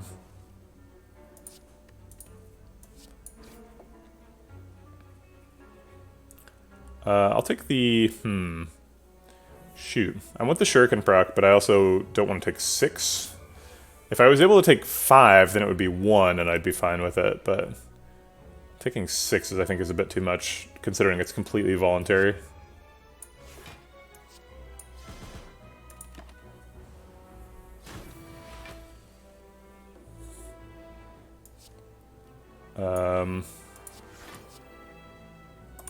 I guess I just hold the Strike. There's no reason to play it. I will hold the Curse of the Bell too. There's a couple of reasons to do this. The most obvious reason is it's something we can discard, so we can discard it without reducing the hand size. The less obvious reason is it's possible we end up holding it until we shuffle, and it skipping a shuffle means that we don't have to draw it again later.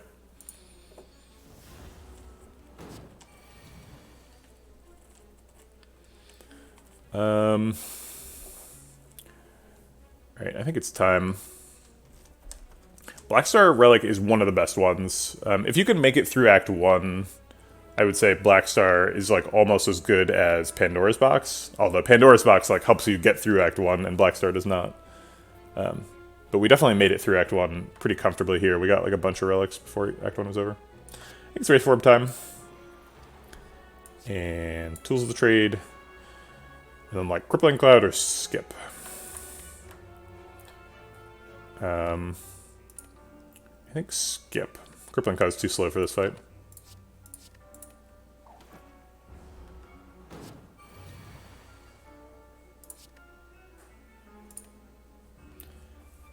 One out of 4 we draw Tactician with Dagger Throw. That'd be really good. Guess I'll give it a shot. Oop. I want to play all these. I guess Strike is the worst.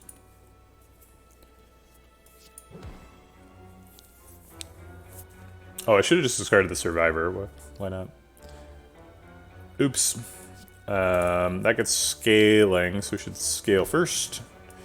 And play the scaling ones. And whatever, we have lethal. Okay. Cultist Potion. What? Cultist Potion is pretty good in this in this deck. I think we're probably trying to save that for the heart if we can. Sucker Punch and Dagger Throw are both upgraded. Does the deck want another Dagger Throw? I think yes, actually. Pretty unusual to pick a Dagger Throw in Act 3. But we're having trouble getting Eviscerate down to 0. We've gotten Eviscerate down to 1 a lot. Not too much of 0. Sucker Punch and Dodge and Roll are pretty clearly bad. Uh-oh.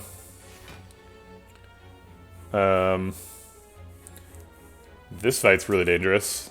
I I guess we'll just like Wraith form and kill them while the damage doesn't matter. Eventually.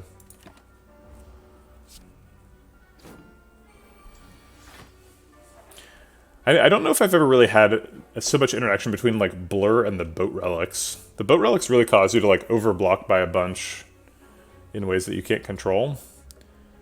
And being able to retain that block for more useful turns is super good. I think I Gambler's Brew to try and find a third attack.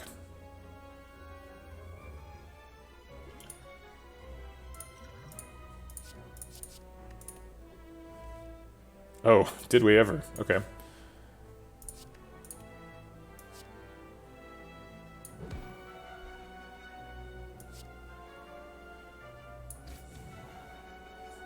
So this makes us take 14 or 18. Hey, Bimon.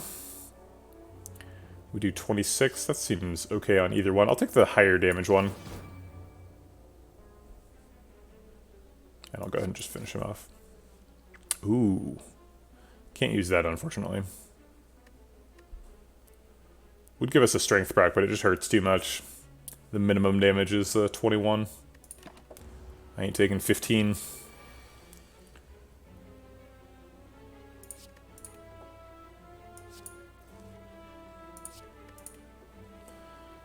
Looks like it's time for Wraithform to start doing stuff.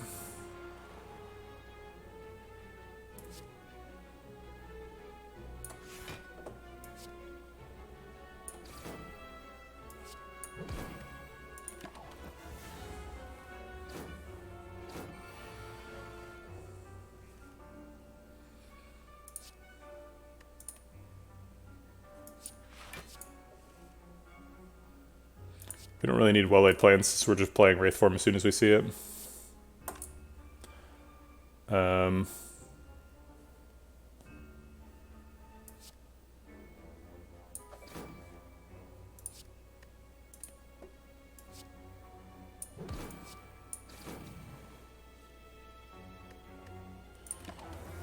Okay. We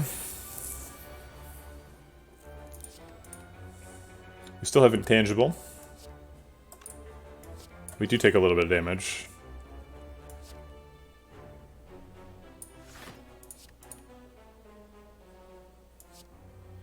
We have to play this because we don't have Retain. Okay, great. There's the Blade Dance that gives us an extra strength. It says plus on it. Is it good? Take an Acrobatics instead.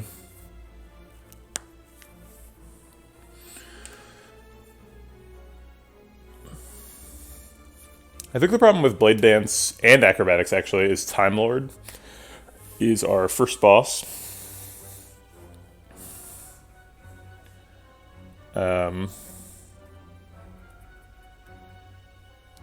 Which is sort of problematic. But we're going to have to fight him one way or the other. And we're a Shuriken scaling deck, so it's just... We're not in really good shape for that fight. We have 2 Wraith forms, we should be fine, but...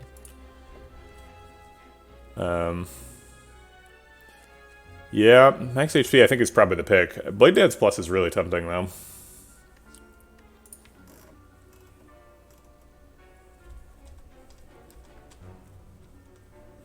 Ooh, maximum hit points. Sounds like I'm maximizing a truly important quantity when you put it that way.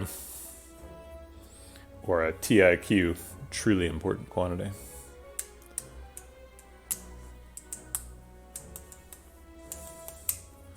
I don't know. Blade Dance just doesn't do very much. Like, sure, it gives me 1 strength. And I guess it's a 3 times attack, too.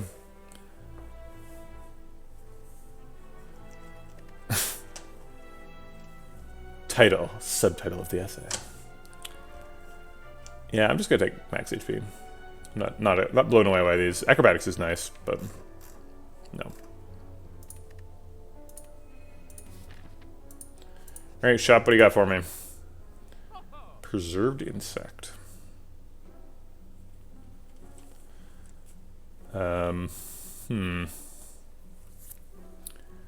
Preserved Insect seems pretty nice. It only pays off a couple of times left in the run. 4 more times. If you take a quarter of an elite's health 4 times, though, you kill an entire elite. Is pretty much how that works. And the quarter of the health really matters. It's not like we're some catalyst deck that like just does unlimited damage.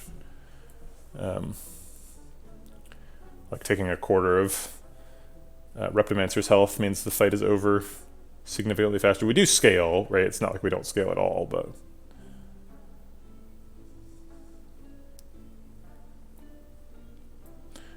Happy Flower is also here. Happy Flower Ice Cream is nice.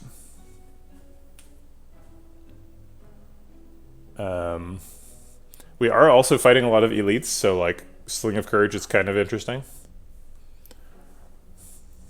But I think if we wanted to Sling of Courage, we should just take Fossil.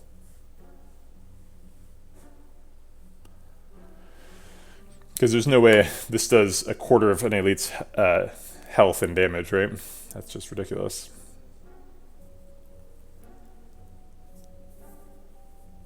Also, this makes them small, which is hilarious. Alright. Cool. Shop accomplished. Bonfire Spirits. This looks like a card removed to me. I think we're getting rid of the Crippling Cloud. Crippling Cloud's been real poor. Do you think the relatively limited number of enemies in Slay the Spire is important to being able to learn the game and win consistently? Sorta. I actually think, like... I think Slay the Spire has a couple too many enemies. There's quite a few enemies that are just, like, kind of like... Does this need to be in the game? Right? Like, the lice. Thanks for the host guitar. 1 viewer. Who is it? Who are you, guitar's viewer? Show yourself. Be counted. Yeah, I don't know. It's tough to say like what the best number of enemies is. I think that like the number of enemies that you can have in the game that are interesting is proportionate to how many mechanics you have in the game. So like the more mechanics you have, the more interesting sort of different enemies you can make. And I think that Slay the Spire has approximately the correct balance of like there's enough enemies that they like have all the mechanics, but they don't like repeat them too often. And like there's a couple of like wacky enemies that have their own mechanics, like the Malleable from Snake Plant and Writhing Mass, and like the Darklings doing their weird things. Like shapes are all doing different stuff, but there is definitely some repetition there. But there should be as well. I think Slay the Spire is approximately in the correct place, and that's sort of an interesting bit of feedback because in my own game, all the enemies like are radically different and they all have their own mechanics. And maybe I should consider having some like overlapping mechanics so that you can sort of like say, how does this stat work, and like learn from one fight to the next rather than having to learn every fight individually. So Crippling Cloud is both bad in the deck and gives us like max HP, right? Wait, no, it just heals us to full, which does nothing. Is that right? I always get confused about this event. And I just look it up every time, so I don't have to remember. So an uncommon card would just heal us to full. So it does nothing. So it's just a card remove if we do Crippling Cloud. So we might as well just do a Strike, because Strikes are worse than Crippling Cloud. Is that true? Maybe we just should have been toking the Crippling Cloud.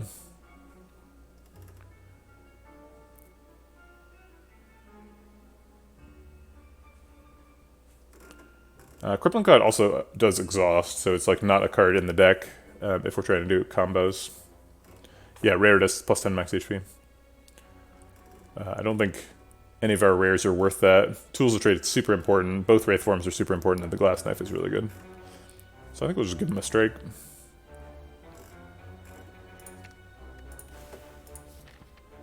Okay. Shapes. Speaking of shapes, here they are. Speaking of crippling cloud, here it is. Okay. So let's go ahead and get a strength proc.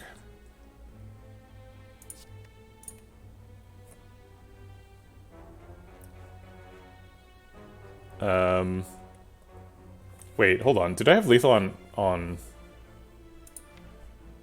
so 12 plus 24 is 36 plus 21. I did have lethal on. 36 plus 21 is... No, it's not. So I would get him down to 3. Yeah. Alright, this is still pretty efficient. 24 versus 22.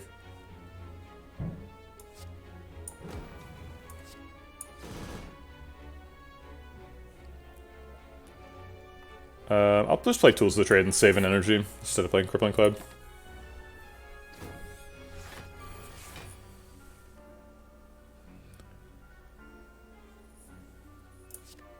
Got plenty of block this turn.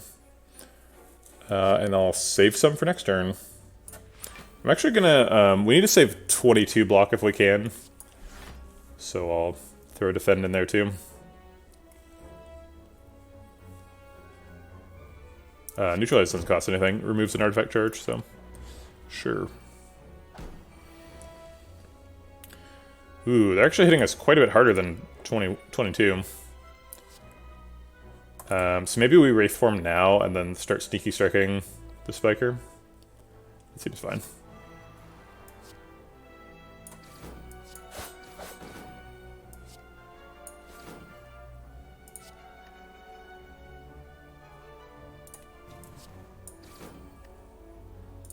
Okay.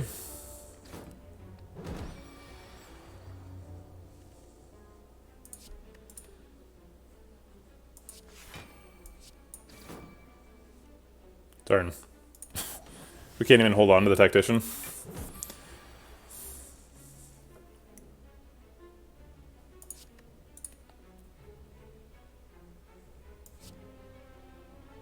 I guess Acrobatics first, see if we can get more attacks. Oh, can we ever?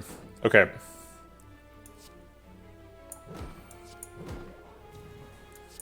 That should be lethal. Okay, cool. Perfect shapes.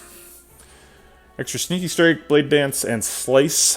All of them highly energy efficient attacks to proc Shuriken. But none of them very card efficient damage dealers against Time Lord. How do you usually behave when watching other streamers on Twitch? Lurky, Tucky, or Spendy? Are those the sort of like the 3 archetypes? I don't know. I kind of like. I used to be just like 100% of the time a lurker, but now I tend to talk because like I'm basically like always watching Slay the Spire streams, and so I like know the people now. 4th is coming in the next beta. Yeah, I do definitely lurk sometimes though. Just when I'm like working or something. Yeah, it seems like the deck's good enough. I don't really need more damage, so I'm just gonna take max HP.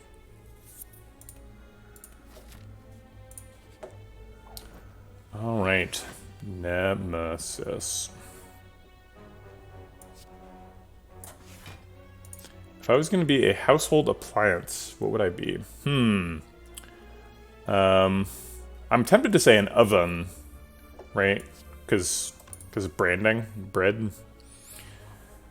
Would you consider a bread knife to be an appliance? I don't know about that.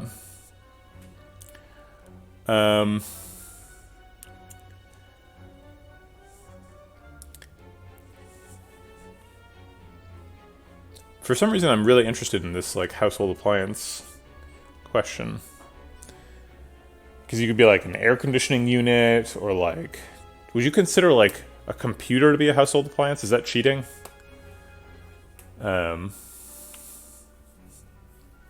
Household appliance. Yeah, I don't know. Washing machine. I guess I just don't even have that many appliances, huh? It's like washing machine, air conditioning machine. They're kind of like it. And I guess like microwave and refrigerators and dishwashers and stuff. But they're also, like, practical. None of them have very much flair. I don't know. Ooh, Roomba. That's a good one. Roomba's got a lot of personality. We're definitely playing Tools of the Trade. Eviscerate uses the last of our energy and does 21 damage. Doesn't seem worth it.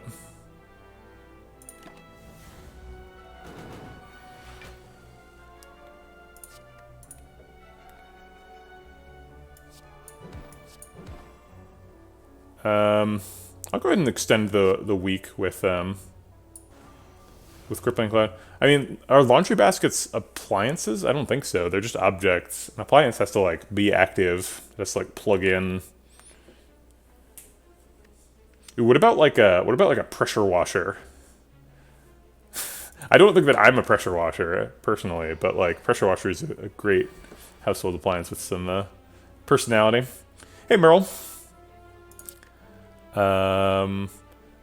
Actually, I'm going to discard a defend. I'm not really afraid of 4x3 because we have a Tori and Centennial Puzzle. And I want to get the strength rack before we play Glass Knife.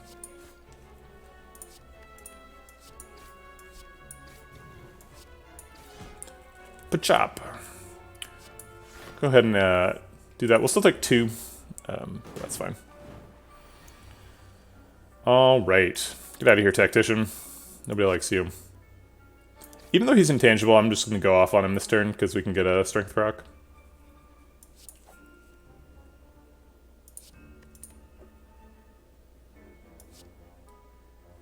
I guess Survivor Blur is kind of fun.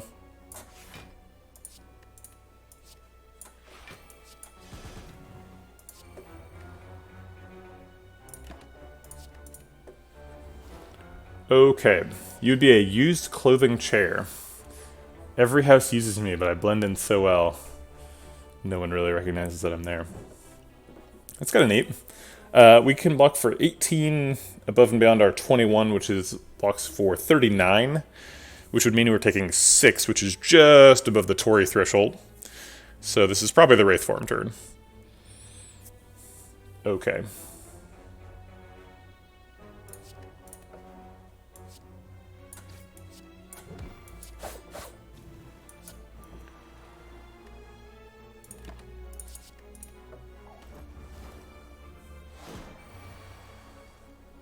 Yikes. The burns, they're coming. I guess I'll use a defend block for 3 and hold the Wraith Form Glass Knife. And then hopefully get lethal. Maybe should have Glass Knifed before I shuffled. I didn't really think about that. But it doesn't matter, clearly. I'm pretty sure he means a chair that holds used clothing, right? Like, it's like the... Oh man, we already got our check mark of glory here. Not even halfway through Act 3 here. Oh my god, second Glass Knife or a Piercing Whale? We need a Piercing Whale so bad. But second Glass Knife plus? Are we really going to pass that up?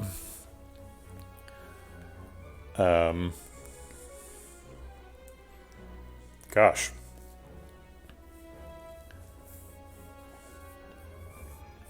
Also, what did we just get? We got an Nunchaku and a Lantern. Lantern is so good with ice cream. Having trouble looking through the relic bar now.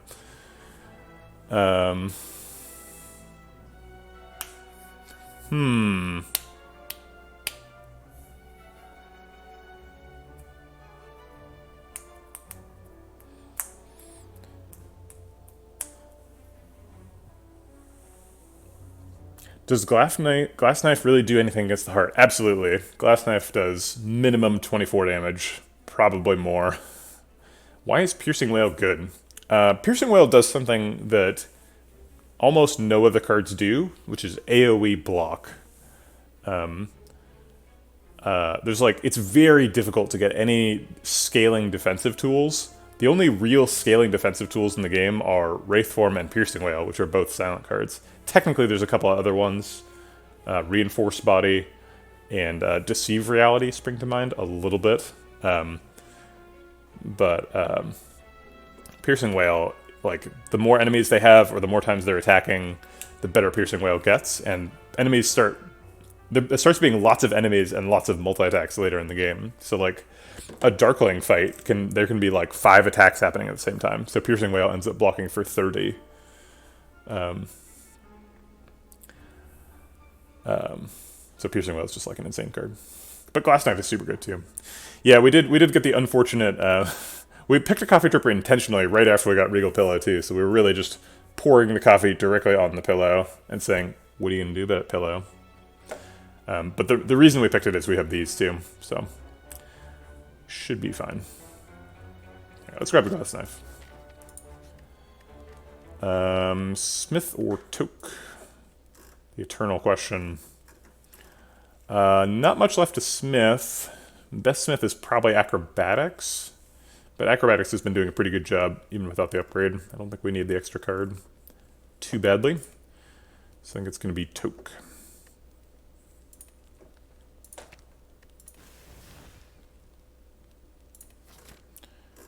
Alright. Our penultimate elite is a tiny Reptomancer. Let's see if we can get lethal on one of these daggers. Yep.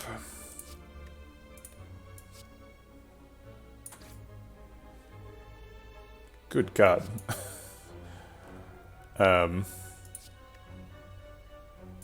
This deck is something else. This is just brutal.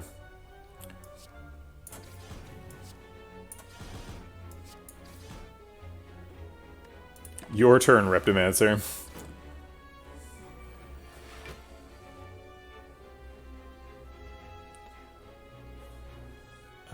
Let's do Wraithform Wellite Plants. And then we can hold the, like, Tactician and the Flying Knee.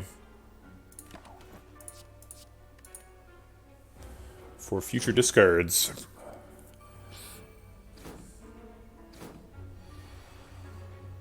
Oh, there are no discards. Okay.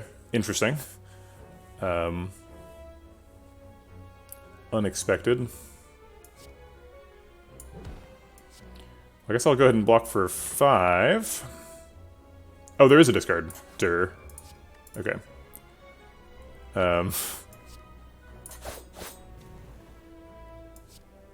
Oh, crap. I guess now I just blur and then hold the Strike Flying Knee for next turn.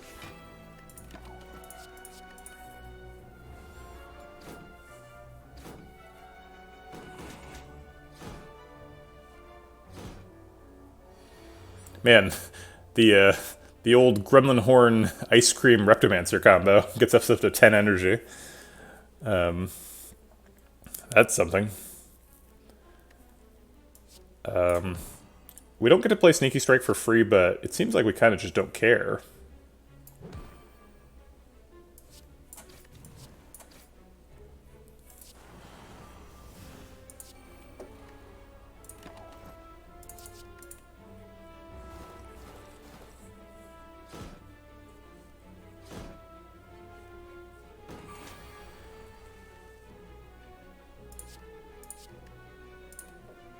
Okay. Alright. Well, alright, so now we have to remember some relics, because we're getting, like, meaningful relics that are not on the bar. I guess neither of these requires any memory, it's just like, we'll get some money if we buy stuff. I think Strength Potion is way better than Energy Potion. We want Fumes. I think no. It's so slow.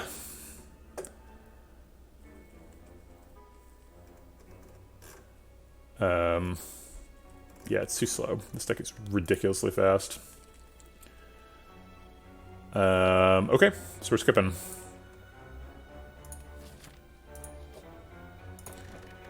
Wow, we're forced to skip a Mummified Hand for a Sapphire Key.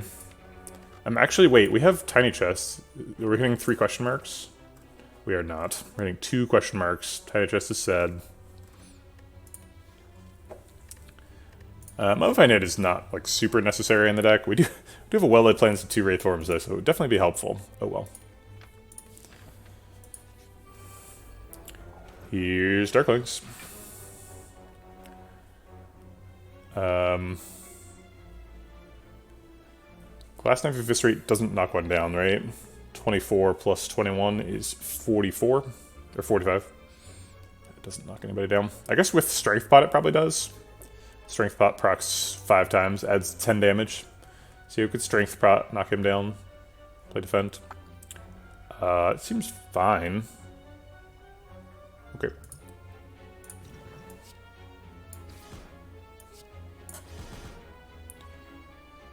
Tools. We could also just intentionally get hit for 1 to proc Centennial Puzzle. Seems like a pretty good idea.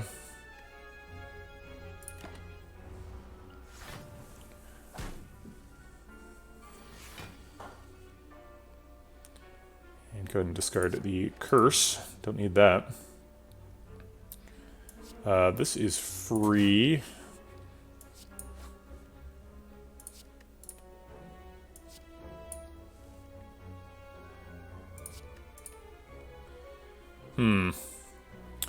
I need to block for 12. Actually, blocking for 7 or more would work.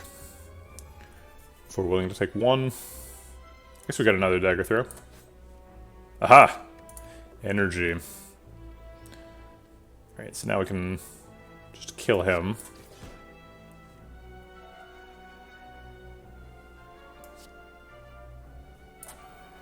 And hold on to some luck for next turn.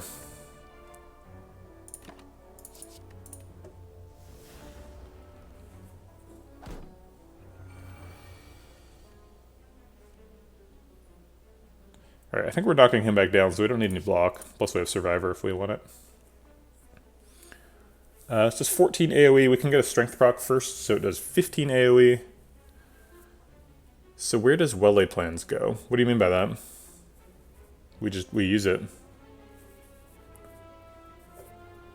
So 15 plus 11 would be lethal, so this one does 11. Let's do that.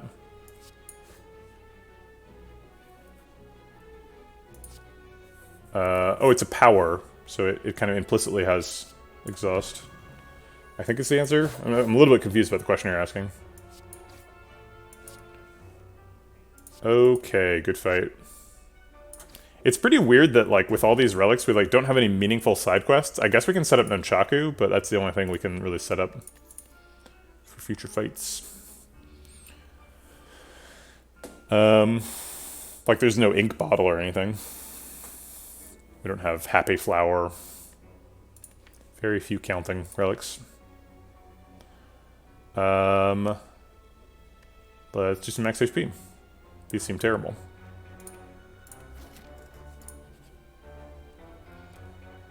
How do we feel about no longer being able to heal? It shuts these off. A lot of upgrades, though.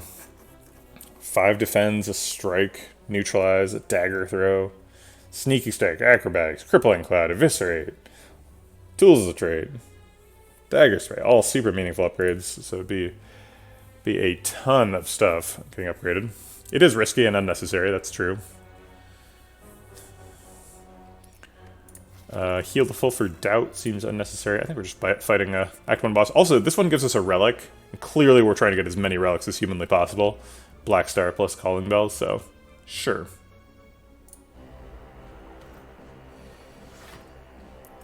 Alright, let's destroy this guy. I guess we don't have enough energy to get a Strength proc and then play Eviscerate, so it's gotta be like Glass Knife, Eviscerate. Is that too much damage? We don't want to do 75 or more damage. So it's like 24, 48 plus 21. 48 plus 21 is 69. Nice. There's no interaction between Black Star and Calling Bell. Just that both of them give you lots of relics. So we get 2 relics per elite from Black Star, and then Calling Bell gives us 4 elites total if you count the Calling Bell.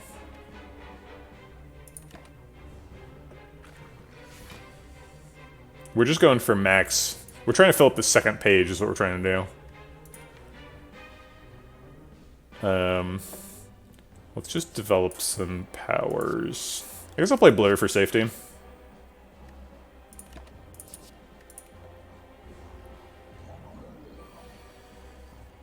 What is the most you've gotten? That's a great question that I don't know the answer to.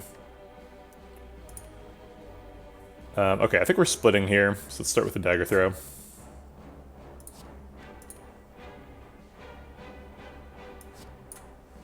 Oh, we did pass the bottle flame, that's true. That one would have actively hurt us. I couldn't do it in good conscience. Crippling Cloud for 4 damage. I mean, I don't want to redraw it. I guess I'm willing to spend 2 energy to not redraw Crippling Cloud.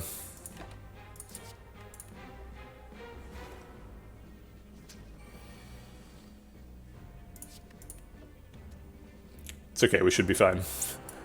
Let's go ahead and knock him down so he doesn't hit us.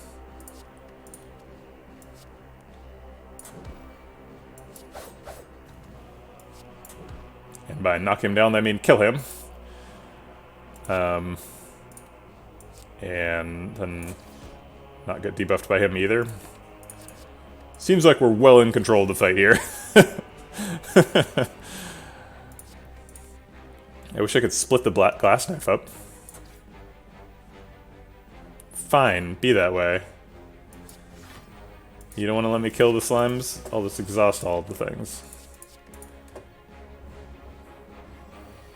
He got me with the frail. So Duvu doll. That's actually a pretty good Duvu doll. We get 2 strength in a deck that strength scales pretty hard. I think bullet time's a no. Although it's not crazy. Have well-laid plans, hold on to 2 Wraith forms. Play a whole bunch of stuff for free. We have too much card draw, though.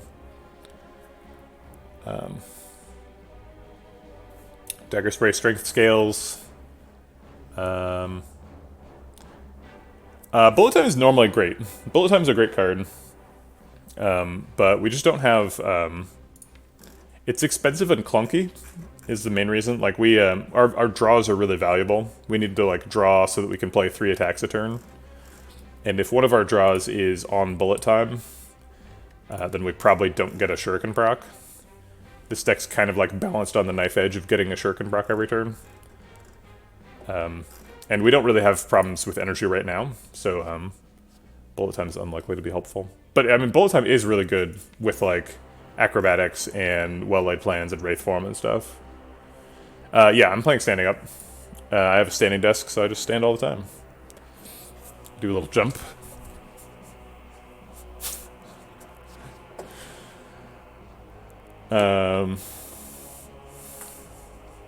Lets me move around a little bit. But why? But for health. It's for health. Alright, we need to recall here. Just in case we need to heal at the last one. Probably won't happen. But, you know, could happen. It is Nemesis again. Darn, we're losing a Tactician on turn 1. I guess it's just double defend, save the energy.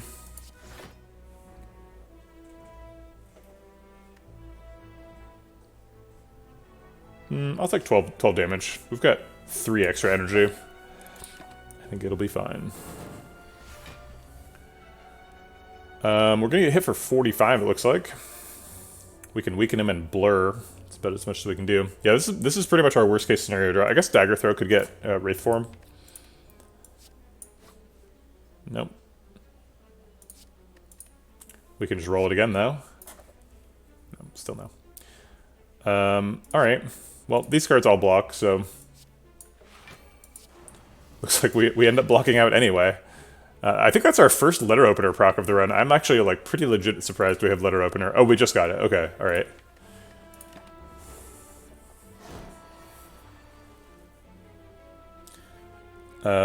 We can get a strength proc, which I think is more important than playing well-laid plans.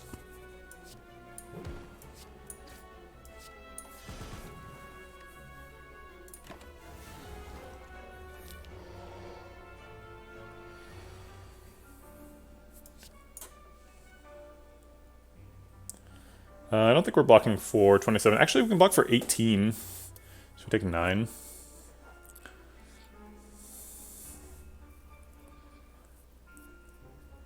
I'm tracking most of them, I think. The problem is this turn is kind of garbage if we just Wraith Form. Right. I guess we'll Wraith Form. That lets us take 1 damage and procs the puzzle, which is nice. Does leave us with 0 energy next turn, though. Or 4 next turn.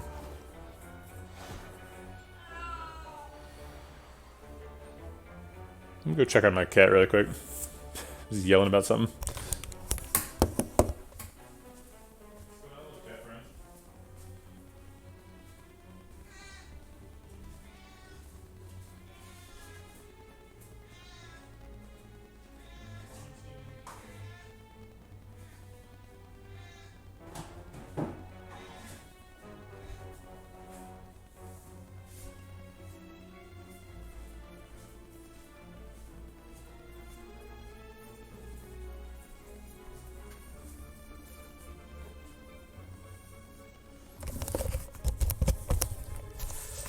And play some Slay the Spire Coconut. Looks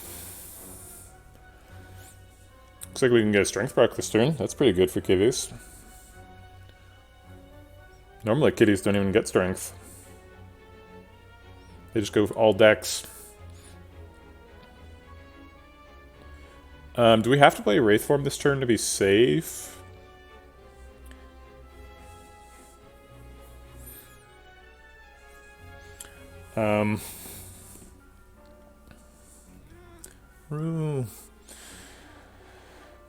I don't think if we... I think if we play Wraith Form this turn, we're actually less safe.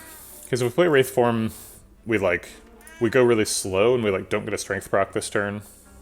And we need to get on with it.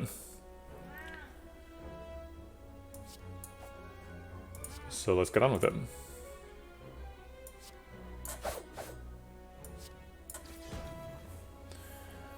And then I guess Blur. I could see Skip instead of Blur. Because if we draw Sneaky Strike and Eviscerate, we need a bunch of energy next turn to play them. Because we don't have Tools of the Trade developed. We only take 3, so we heal that at the fire. So I'm gonna skip Blur. I guess Blur blocks this turn and next turn though. But that's only 4. Meow. Meow. Meow.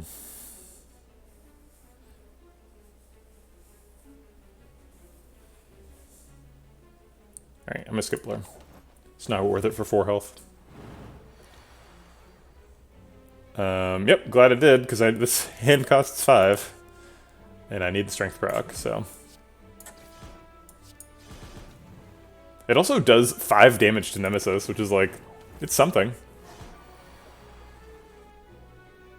Yeah, that 5 damage was important. Kinda.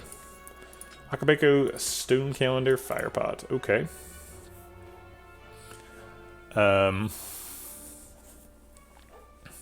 Backstep's pretty bad for Act 4. We're almost to Act 4, so we probably shouldn't take that. We've been offered so many Dagger Spray pluses. Obviously because we have Molten Egg, but... I don't think we're interested in Balancing Flask. This is just max HP. Very chunky Silent. Usually don't get 93 health Silence. Let's see if we can get with this. Definitely not going to need 2 Wraith Forms this turn. Maybe 1.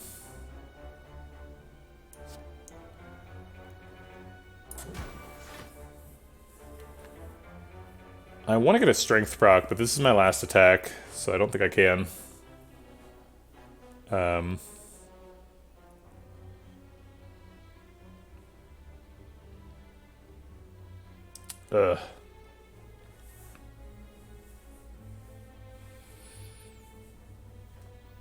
Getting a Strength proc and doing 28 minus 4 damage, 24 damage to him. No, Firepot doesn't change it. He changes when he receives attack damage. Curse is 1 strength. That is a great point. Also, we're pretty well able to deal with curses because of the all the discards and stuff. All right, let's go for it. Sweet. Goes back to the same intention. My God.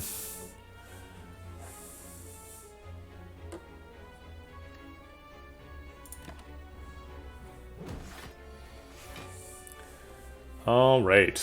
Well, I don't like this thing. What's the next one? This one's better. I'll keep it. Take one, draw some extra cards. Seems fine.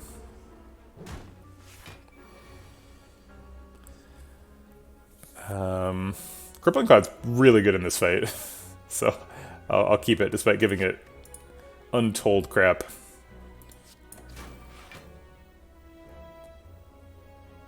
Alright,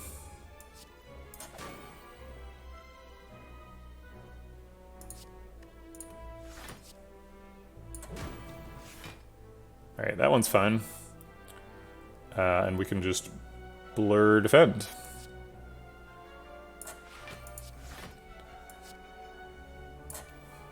And I'll just hold the last two.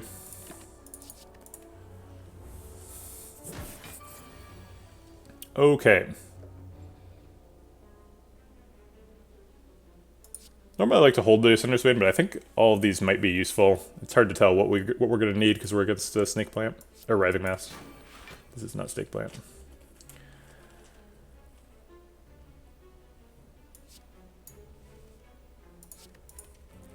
What's up, Ryan?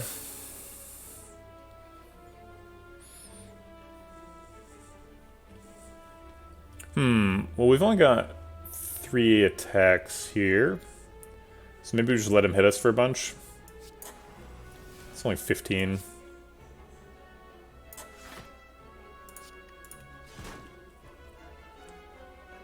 Yeah, this is fine. We should take 1 damage. If you let Bane get exhausted, does that change the Voodoo Doll to 1? No. Voodoo Doll happens just at the beginning of the fight. Yeah, it says start each combat with 1 strength. Alright, we'll just hold the other 2. Primarily for strength procs, but also for changing intention next turn.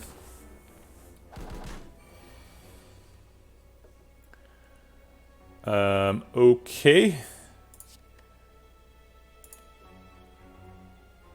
Probably have lethal here. I guess we're gonna save neutralize for, like, malleable. Get rid of malleable.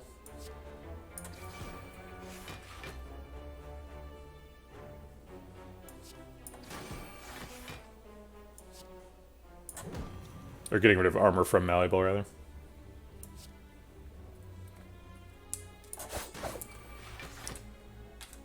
Yeah, cool. Alright. Here's another Tactician. I passed a Tactician a couple of floors ago, but, or a couple of floors ago, like an entire act ago, but we definitely want a second one, I think. Oh wait, do we? Maybe I'm getting confused here. It's really good.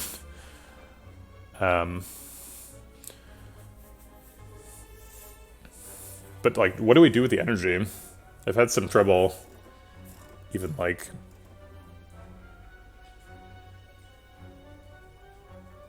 Well, Perfected Strike is measured, like, when you play it, right? If you read Perfected Strike... it's like... It says, it's like, when you play it, deal 6 damage and deals extra damage for all the cards containing Strike, right? So if you, like, add a card to your deck in the middle of a fight, like, if you dual wield Perfected Strike, the damage goes up. Voodoo Doll specifically says at the beginning of the fight.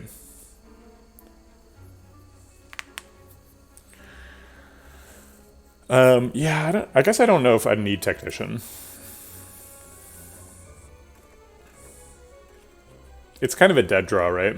Tactician's, like, maybe a trap here. But it's so good.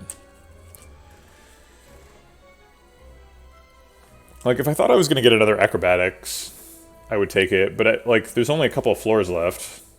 Like, this doesn't give a card reward, so it's like the Shop and the Act 4 Elite is our only chance to find the Acrobatics to go with it.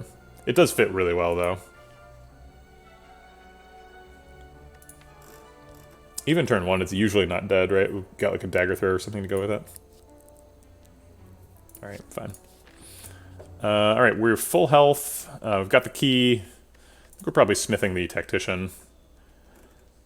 Rather than toking the last strike. Actually, We're about to go fight Time Lords, so maybe we should take the last strike.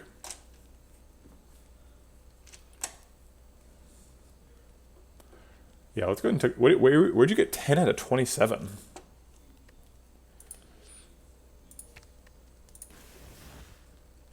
Oh, what does Toke do? We can remove a card. That's what I just did. Sorry, 4B Labs. Yeah, that's what Peace Pipe does. Let's see, Toke.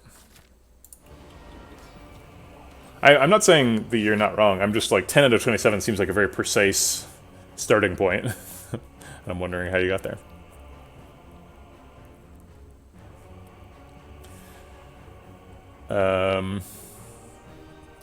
All right. Is this the Cultist Pot fight, or are we saving that for the heart?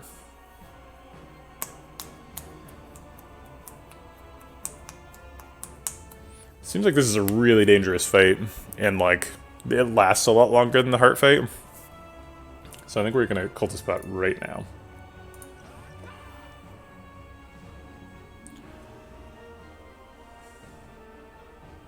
One minus 26 is... Sorry, I think you need parentheses to make that mean what you want it to mean, but I'm confused by what you want it to mean. Oh no, I see what you're saying. So you're saying like... What's the... So you're saying there's 5 misses in the 26 card deck, but what are the 5 misses? Like where'd you come up with the 5 then? Because there's 2 tacticians. Oh, you're saying 5 ways to miss discard synergy. So there's 1, 2, 3, 4,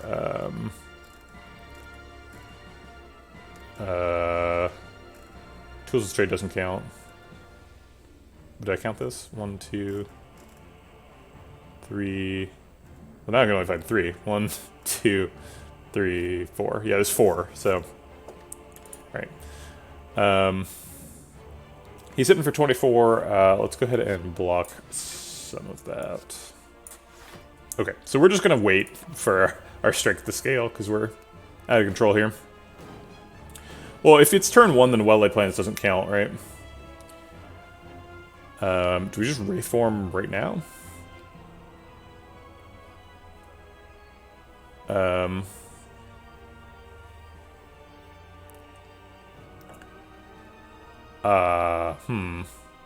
Seems like it's way early to be Wraithforming now. I guess if we Wraithform twice, we get like 6 strength from the Cultist Pot. We should be okay if we Wraithform now. I think. Because assuming we're like splitting him and then like pretty much killing him immediately with all the strength that we've acquired, I think Wraithforming now makes sense. Okay, so then we Wraithform and we're just trying to play as few cards as possible. You don't need a hypergeometric calculator. Guitar's math is doing the same thing as that hypergeometric calculator would do.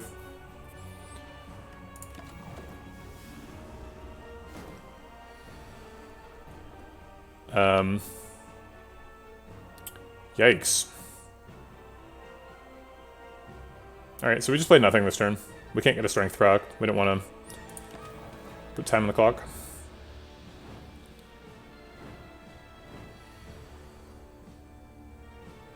Alright, Dagger Throw. Give me an attack.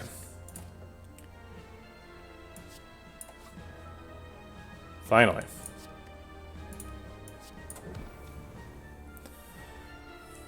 We're always playing Tools of Trade.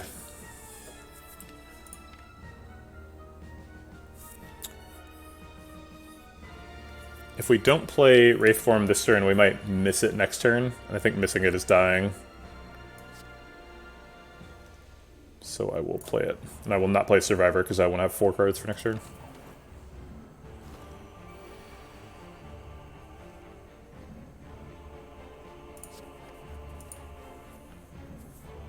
Alright, let's start with Acrobatics, see if we can find 3 attacks. We didn't.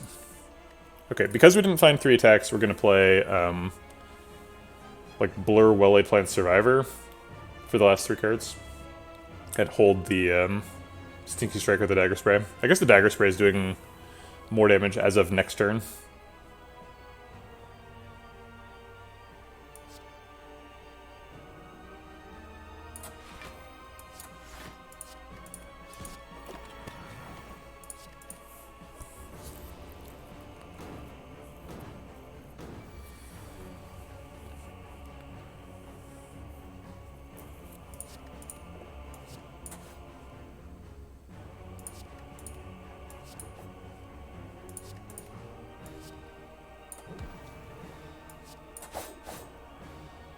And I'll get rid of the slime.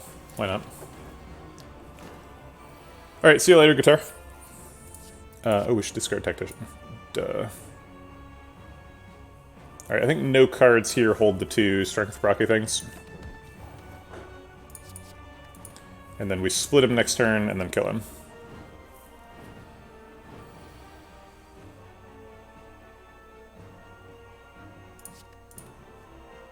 I guess we're taking 34.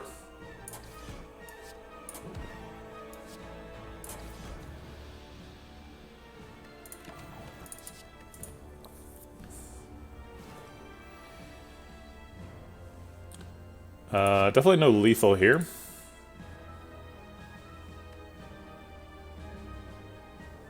Right? 60 plus... Yeah, so we could put him down to 100, but that's not good enough.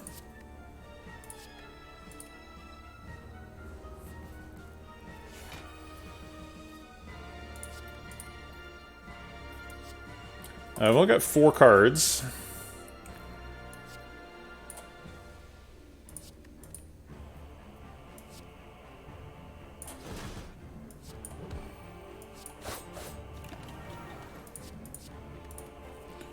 It's a race. Who dies first?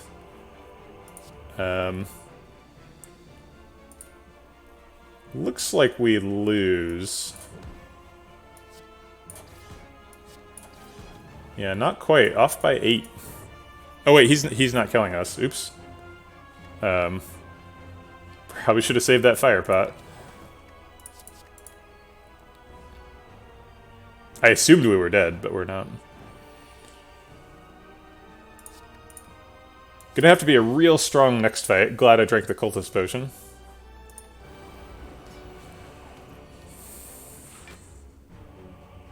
Yeah, pretty sure picking the Tactician was a mistake. The Tactician, like, was really unnecessary and sort of blew up a couple of hands for us. Pretty bad stuff.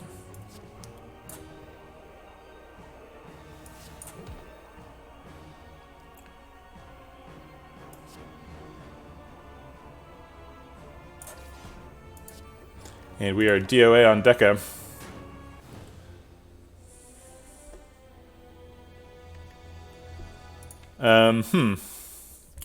I don't know. Maybe we misplayed the Wraithform thing against Time Lord. We were going to get chunked down in the Time Lord fight. That was always going to be a hard fight, but I think we played the Wraithforms a little too early. I think maybe... I think we could have procced him a turn earlier. I saved a glass knife to get a strength proc later, but if I'd used the glass knife, he would have split a turn earlier, and if he'd split a turn earlier, I think we might have had an extra turn before we took the, like, 40.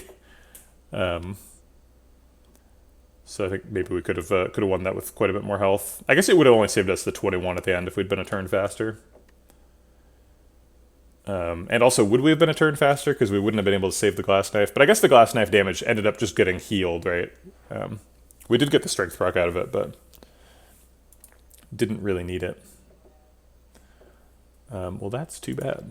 Yeah, this was a good one. Definitely a mistake to take that last Tactician. We didn't have quite enough discard, actually. We needed like a calculated gamble. But we got an impressive collection of relics.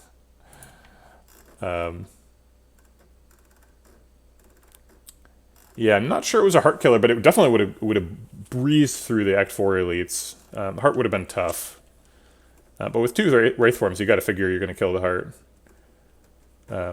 We had a lot of damage, but it's hard to get physical damage to scale up well enough on silent. If this Tactician were a reflex, we would have been in really good shape. New reflex is super good, but it wasn't. So we didn't. And we should have picked another acrobatics. There was a couple that were offered, and I skipped them, and that was a mistake. We definitely needed more of that. Because we had like 20 energy a bunch of times. So we needed more ways to spend it.